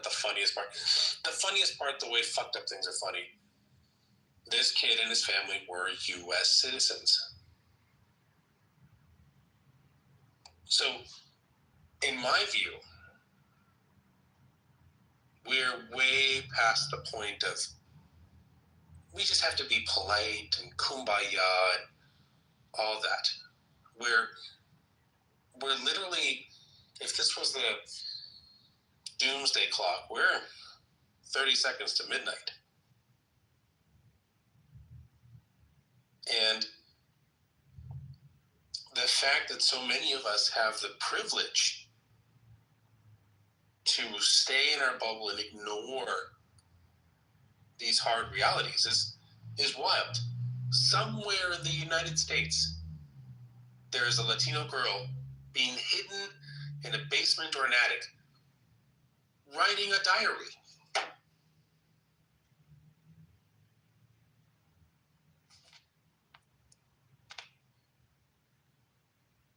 So if you talk to me about politeness, I'm not going to care.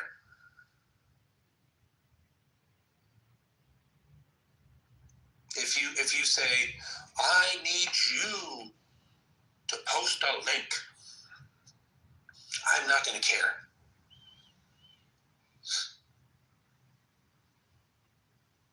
The internet is one of the greatest innovations that humans have ever built.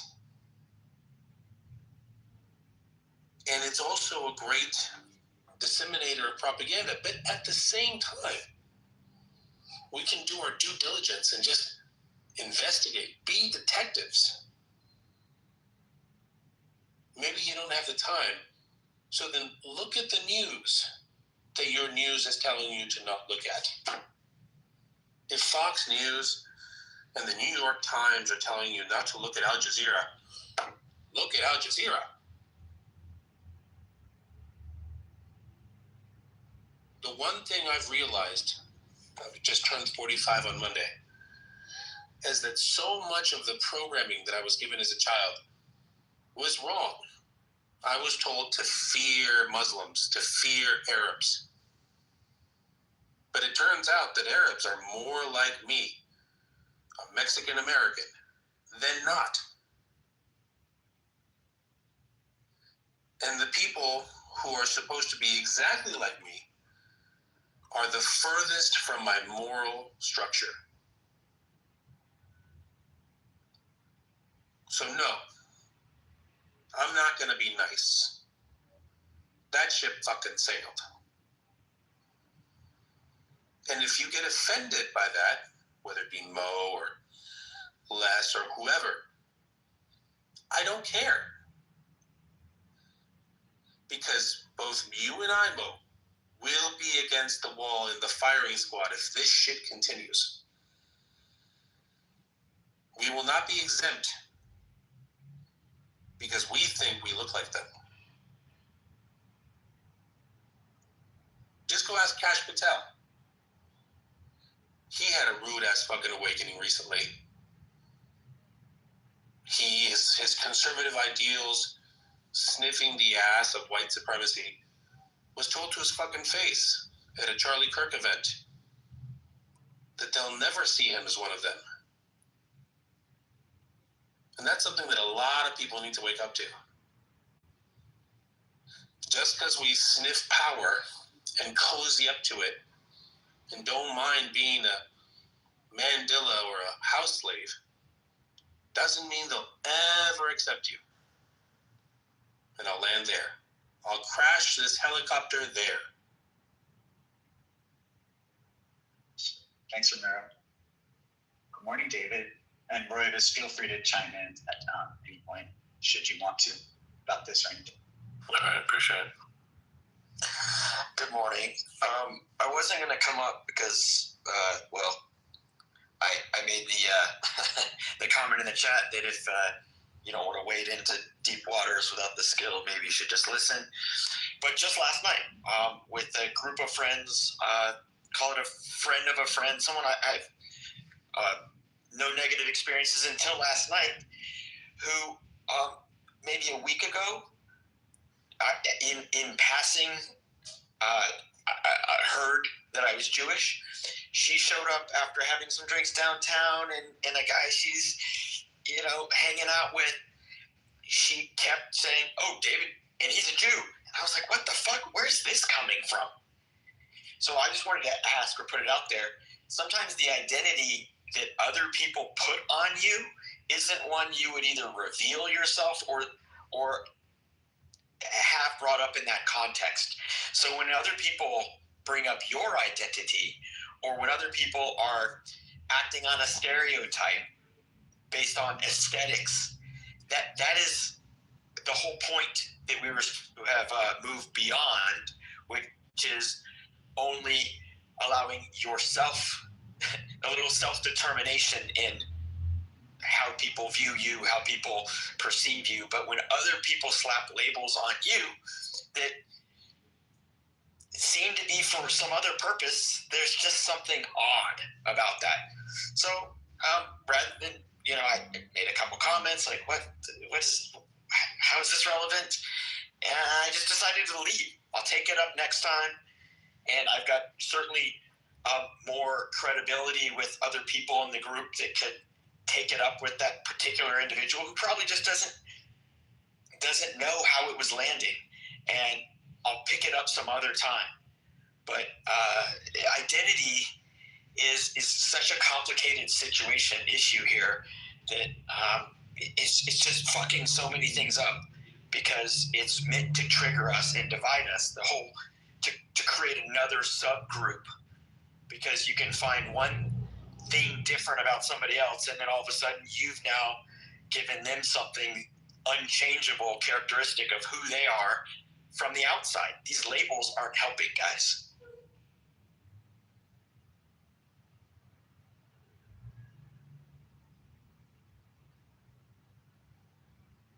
Oh, and I all I had to do is open up Ground News, type in Greta, hit search, as Romero's saying. The internet's a wonderful thing, and it says 44 sources. It's not just one. Do a little bit of research. If it's not being reported by the New York Times, well, maybe the New York Times doesn't want that information to be top of mind. I don't know. Critical thinking is necessary here.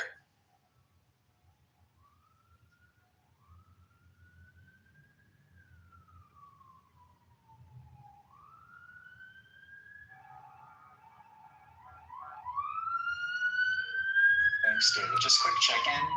I realize we're running into meetings right now. We can keep, if people still have things they want to talk about, or we can start to wind down.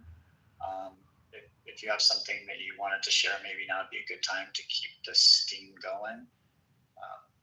Otherwise, maybe we could shut down in like a few minutes if everyone's kind of said their piece. Hey, Christina, welcome. I'm bringing you up.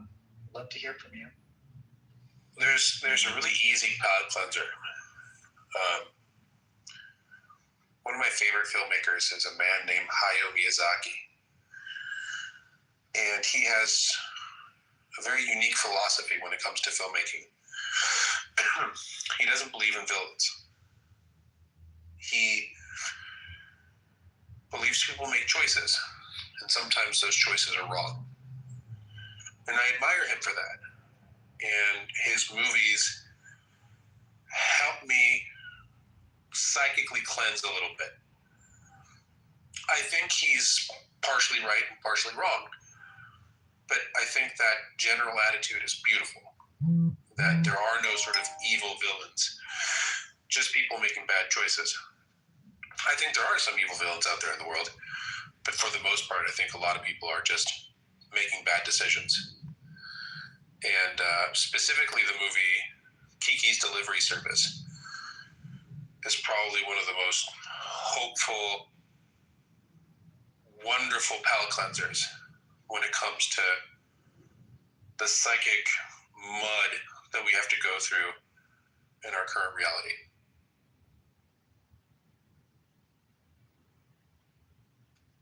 Thanks. Now I want to watch that movie again.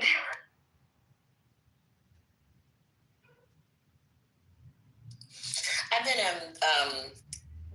listening in and out. I apologize. I've gotten a bunch of phone calls since we've been on the call. So I've got a very kind of fragmented sense of what the conversation has been, but it does bring something up for me, an example that I'd like to share with the room. I generally am not a big fan of the term authentic. I lean towards the term effective. I think it's a bizarre mythology that we put out that everyone gets to be authentic. I just don't think that's true. I've not seen that. I've been working a long time in a lot of environments that I've not really seen that everybody gets to be authentic. We can be powerfully uncomfortable with the way that some people present versus others present. So my goal my professional goal, my personal goal has been to be effective. How can I effectuate the changes and the impacts that I want to have happen, right? And so this notion of civility is a very interesting one. And in a lot of ways, civility can be a powerful tool, but it can also be a cage. And it can be a way that we moderate or diminish dissent. So I always try to be really careful to truly deeply listen, even if someone is saying something in a way that I don't personally enjoy, right? Or that challenges my personal kind of way of communicating, and then just try to discern and just filter through the message, knowing that we all have different mediums, right?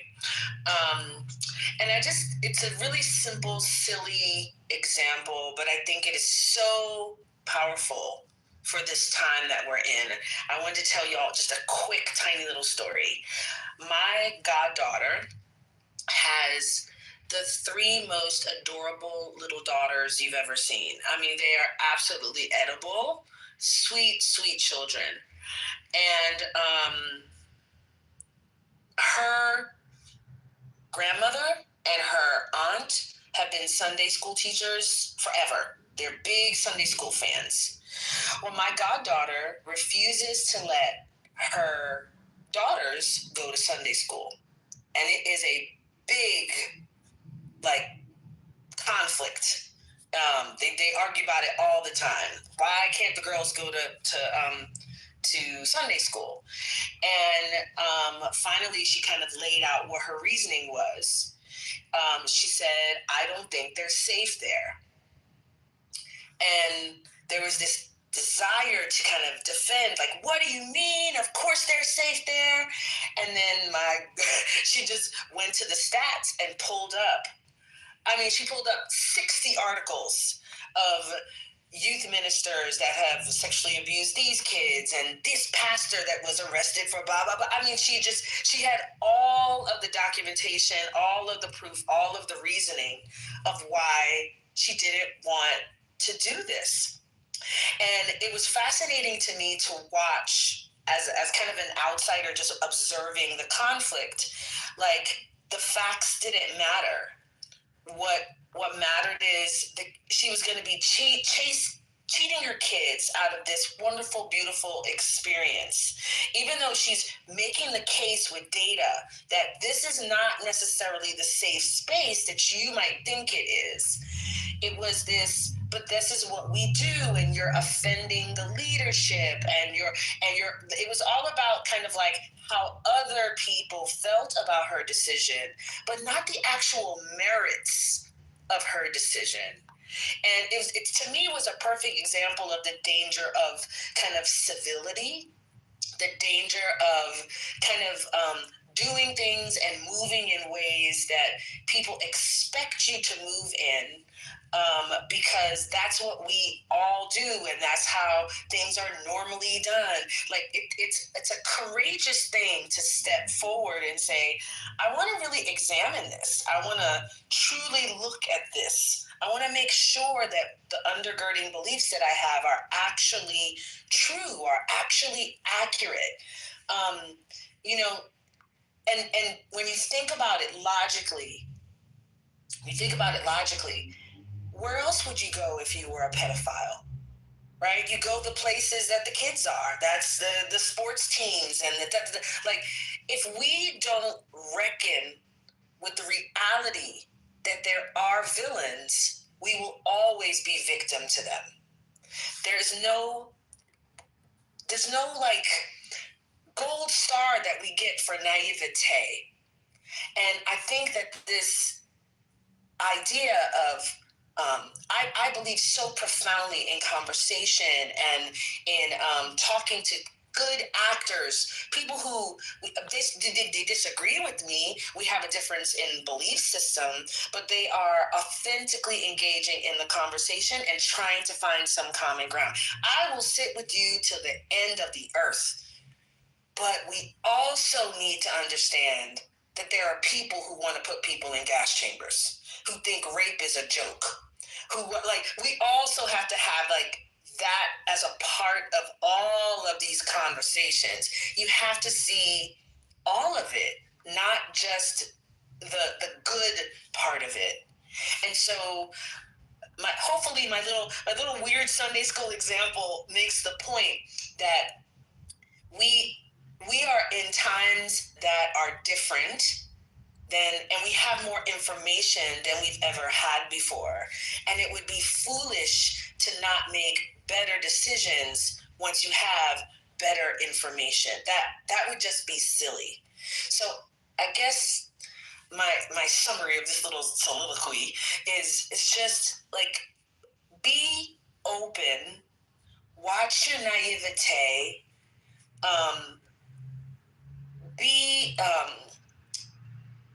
be careful the quickness with which you defend. Slow down and let's just make sure that what we believe is true. And it's never been harder to do that because there's so much mis and disinformation that is swirling all around us. But set forth a true intention to test, validate, verify the belief systems that animate your choices. I think we'll all be better off if we do that. Yes.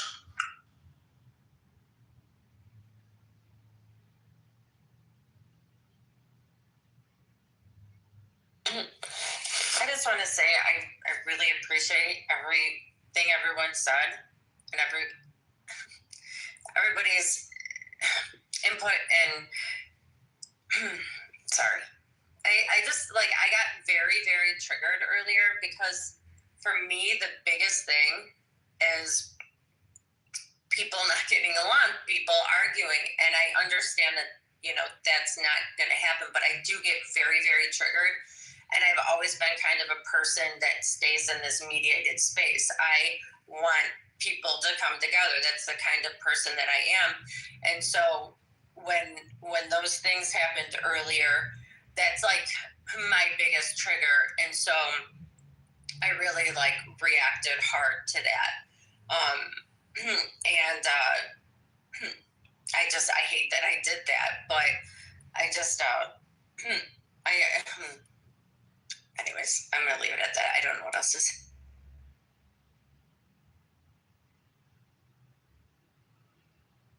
I love that, Mo.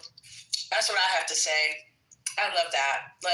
Listen, all we can do is just try to be a little bit better and try to hear other people and try to this is hard stuff and these are scary times and it's hard to filter through even the stories in our own head about who the good guys are and who the bad guys are. I don't know about you, but all of that feels like a jump ball these days of who the good guys and the bad guys are. And so I don't know, just be gentle with yourselves. Let's just try to keep learning, keep growing, and just to be better. That's all we can do. And our gifts are every single person is so desperately needed in this season. And the temptation to kind of tear each other apart is so easy. It's so easy, right? But what can we do to be, again, I want to give you my word of the year, effective. What's going to move the needle forward? What's going to solve the problems that we care deeply about? So I appreciate it. I get triggered all the time, and I think it's a real act of courage to just say, man, that really hit me in a place I didn't like, but I'm thinking about it, and I'm just I'm gonna try to do that differently next time. I love it. Thank you, Denise. Appreciate it.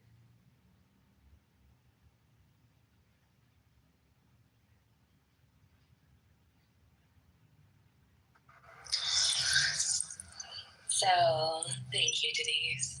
I appreciate somebody who's a little bit more of a speaker. I tend to be more of a researcher, and I'm sitting with all my research, and usually there's better speakers out there. They're more charismatic than me. I have been told more often than not that I'm extremely boring. And so, you know, like the only times that people actually like to hear me is usually when I am pretty triggered, because apparently I say funny things then, but I don't know. I couldn't tell you. Anyways, I wanted to say that, yeah, like it's nice to have like somebody who's like a better speaker say things, and maybe I did come across condescending, and so I provided some links in the chat, and if anybody wants some help with reading any of those links or like going through anything, because like they are really heavy, like I agree, like it is a lot to go through this kind of stuff, and it's confusing, especially if we don't have expertise around it.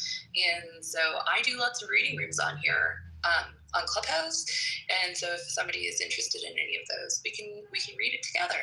And I also know that some people are dealing with blindness, and there aren't necessarily always the best readers that are available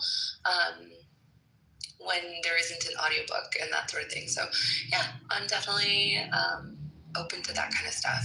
I mean, besides me being an authoritarian and all, but yeah. I've learned that nothing slips by you, Taro. I know that you will remember the minutia of a comment, so I appreciate that. Christina, I just wanted to say good morning, and if you wanted to comment on this, whatever this is, or anything, whatever anything is, you're welcome to take a moment and well. Thanks. My app is shit, so apologies if popping in and out and so on, or cutting anyone off, or anyway. I want to say I really appreciated your words, Denise. One, I always appreciate your gentle tonal shifts that you bring to conversation just when they're needed.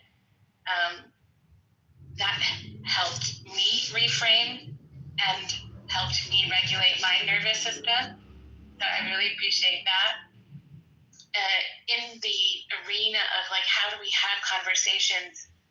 I feel like not only are we seeing everything that's happening politically and how that's impacting some of us individually or people we know or even groups that we don't know but still care about, this is also forcing upon us collectively to rethink our beliefs, our assumptions of not only who's the good guy and the bad guy, but also how we think, and even then how we verify what is true or what is meaningful, and trying to have conversations in this moving space of how everyone's on their own journey of how to verify, how to determine, is challenging as well, right? To tie into some of what Tara was saying earlier, of like, it's a lot of cognitive and emotional effort to provide links, to provide stats or logic or reasoning, and then also walk someone down the path, and also account for they're going to have potentially an emotional reaction, and also we're going to have our own emotional reactions, and like, how do we navigate all of that, particularly if we're trying to find a nuanced, complex truth. And because all of our nervous systems are activated by holy shitness right now, then trying to even thoughtfully and considerately have those conversations is difficult. And because we're also having to face prior assumptions and beliefs, I think of this as there's that mythological creature, the multi-headed hydra, right? And I think of this as the creature of hierarchies of dominance. And even I say different heads are different things: racism, sexism, misogyny, whatever, white supremacy, etc. All of these different isms. You hack one head off, two more grow back.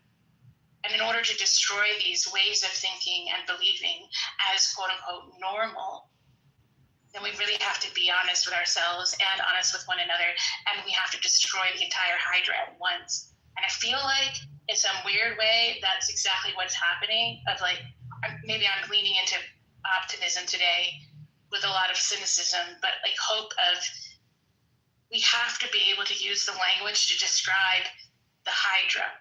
So for example, an identity. Identity isn't the problem. Identity has existed for centuries, for thousands of years, and different ideas and stories have been built up around them. It's those stories that have to be deconstructed. It's recognizing the harm that those stories have done. And it's recognizing, how do we build a future going forward with all of us? And we can't do that without saying, I've got challenges in these areas, but I do have strengths in these areas. I recognize your strengths in these areas and your challenges in these areas. These don't diminish or elevate either one of us, but collectively we can walk side by side. And I can support you when you're challenged, and you can support me when I'm challenged, and we can celebrate with one another. But this isn't collectively how we understand culturally how to exist. And so like really trying to understand the harmful Hydra frameworks and then create something new and doing it at the same time as like the holy shitness is a lot. And like, how do we do that? I don't know. But I guess I'm trying to say is that, like, to Denise's points, this grace for ourselves, but also grace for other people. And this also nuanced and complex, messy way of trying to understand verifying of information. It doesn't have to have a prior understanding that's very linear and hierarchical, but it can be more relational and messy, webs connecting with webs of understanding. And I know that that is antithetical to how it's been done for so long. And yet, how do we create that new future, that different future that we want, that doesn't repeat some of the patterns of the past? And I suppose, sorry, that is powerful, my friend.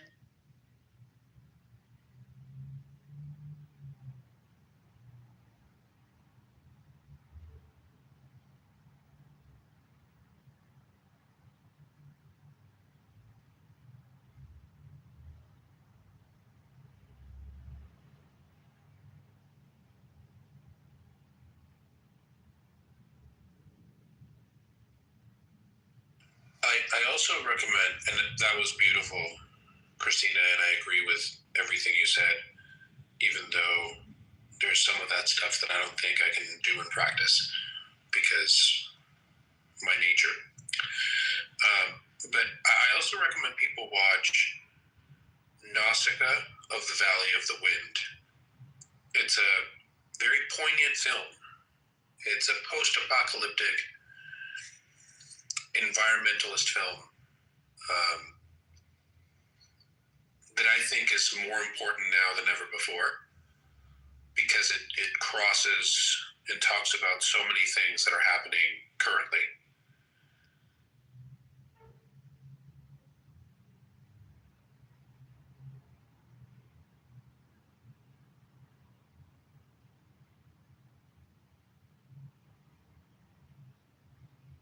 I want to tap into something I'm seeing in the chat. I think is so interesting from my Sunday school story. And maybe Dr. James, we do a whole room on this, because I would love to hear what you think about this from a psychological perspective, idea of what is appropriate fear.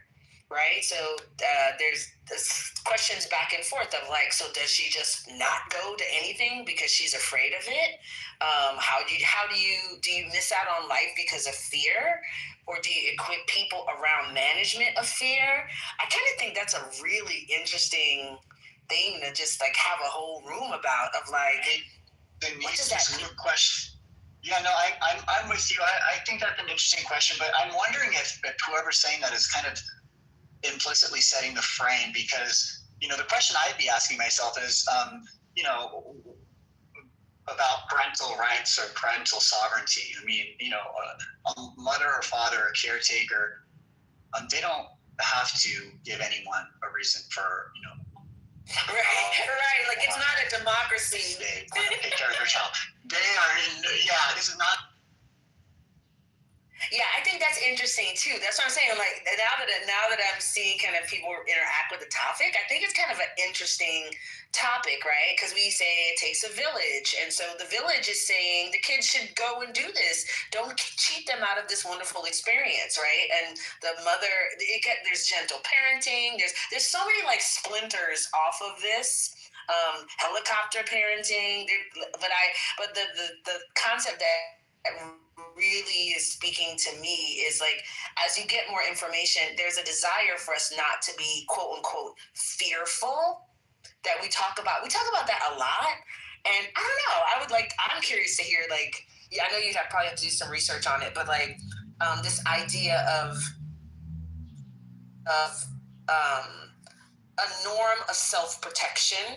You know, I think when I speak that, of course, everything shifts political in 2 seconds, but like one of the things when people would say he's going to do Project 2025, the number of people that told us we were wrong, we were fear mongering, that would never happen. The number of things that we were told would never happen that are happening right now, it literally takes my breath away. So like, it's like the gift of fear. Like, what part does fear even play in our lives, and the usefulness of it versus the exploitation of it? I don't know.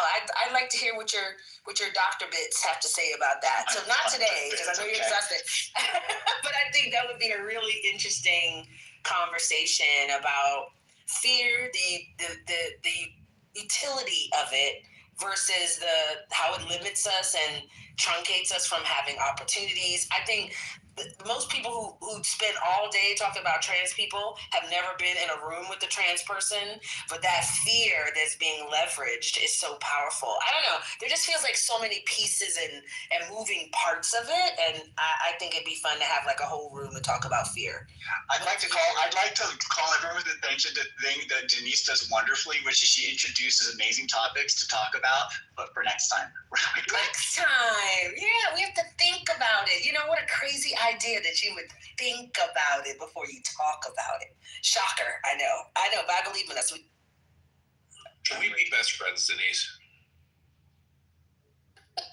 Only if you promise not to be mean. You know what? I think Denise gets propositioned a lot for this, and I feel like her husband is like, no more friends for you. That's it. I'm your friend. No, I'm kidding. He's not like that. I'm trying to get at, like, she just, like, is super powerful. Yeah, I'm actually a really nice guy, even though I firmly believe in getting in people's faces when it comes to these difficult ideas and concepts and situations. I think confrontation is important. I also distinguish between friend and foe. I think this. Go ahead. I have it. But Denise, this reminds me a lot of when I was a kid. I was 5 years old, living in Guadalajara in Mexico, and my family's Catholic, and we went to Catholic church, and I really wanted to be a choir boy, and my mom would not let me because she knew better. So she still wanted to go to church. She still wanted to participate, and she still goes to church. I'm the one that, was like, I'm an atheist when I was like really little. But I think that it's important to listen to one's instincts. At that church, she picked up on something. And even though I was very adamant about wanting to be a choir boy, she said no. And I think in retrospect, she kept me safe in ways that I can't even fathom. And so was it your daughter-in-law? My goddaughter. Your goddaughter. I think it's important to give her grace and tell her that she's right, that she picked up on something and she's doing right by her kids.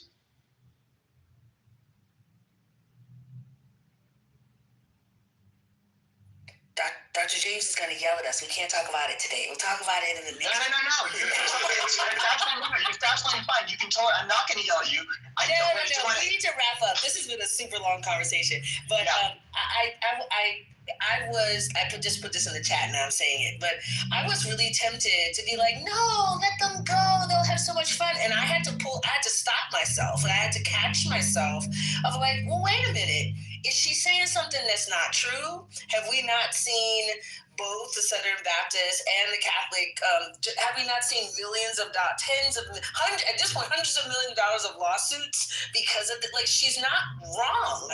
And it's like, what in me makes me want to pressure her to do what I did, to do it the way I grew up or the experience that I had? Like, you know what I'm saying? Like, this idea of our desperation to want everyone to be good people. We see good people because we are trying to be good people. But are we equipped for the bad people? I don't always feel like we are. It's like there's not a real strategy for that. And I think we need one, because I think what we're seeing in real time is like unchecked that those boogers can wreak some serious havoc. And so, like, what is our plan when we are confronted with this kind of exploitation and this kind of harm orientation? Sometimes I feel ill-equipped because I see the best in people, and I want everyone to get along, and I want harmony and peace. And it's like, but you can't make peace with someone who doesn't want to make peace with you. Like, there's two sides of that coin. So I don't know. I've just been kind of examining my desire for goodness juxtaposed against sometimes an actual intent for cause of harm. And am I equipped to interact with that? And I think it's something for all of us to think about. So just two quick thoughts. The idea of making peace sort of counterbalanced or contrasted with some idea of being reconciled. I think that there's a nuance there that I think also kind of fits snugly in this idea of, is it being nice or is it being kind that I prefer? And, I don't really think I prefer to be nice. I would prefer to show a kindness, and I think sometimes even a confrontation done from the right positioning can be a kindness. And I think sometimes it takes a confrontation to be reconciled.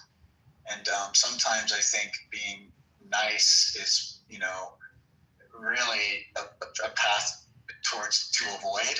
And peace can be a path to avoid. Though I understand the idealized version of peace is really grand idea.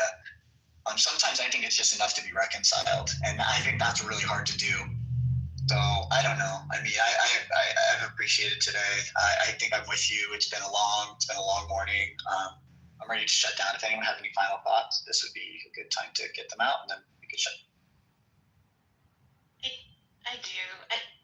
There's that concept of the carrot and the stick, and like, while I want to lean into the carrot, something that I'm learning a lot, and goes back to something Romero said to me probably a year ago. Some people need violence, and I was adamantly against this idea.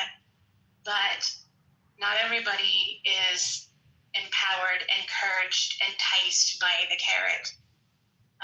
And so sometimes, just like there are different learning styles, different understanding styles, different ways of communicating, etc., some people experience nudging or encouragement or whatever in a different method, and sometimes the only way is harshness, or at least as I've been described as harsh. But if every other mechanism didn't work up until that point, then it's called for at that point. And also there's recognizing our limits of like what we're willing to do anymore. And I would say every day it changes. Someday I'm like, F this, I'm gonna no more. And other days I'm like, okay, I've got a little more in me.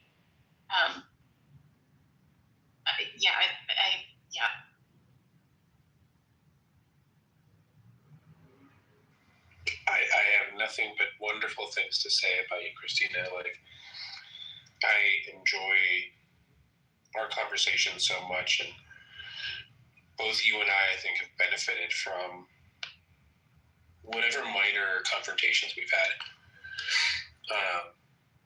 I also want to leave everyone with this thought. Irish people are not white. Be like Irish people.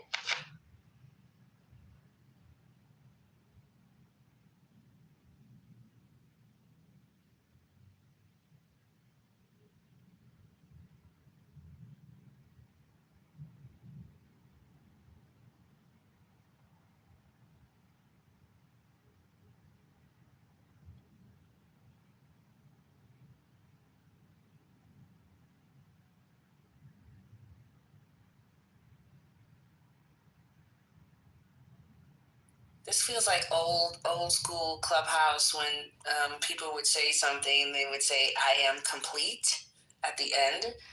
Dr. James, maybe we are complete. Everybody's. Or maybe we are replete. That's a whole different conversation. I remember that time. I always ended with, "I'm incomplete."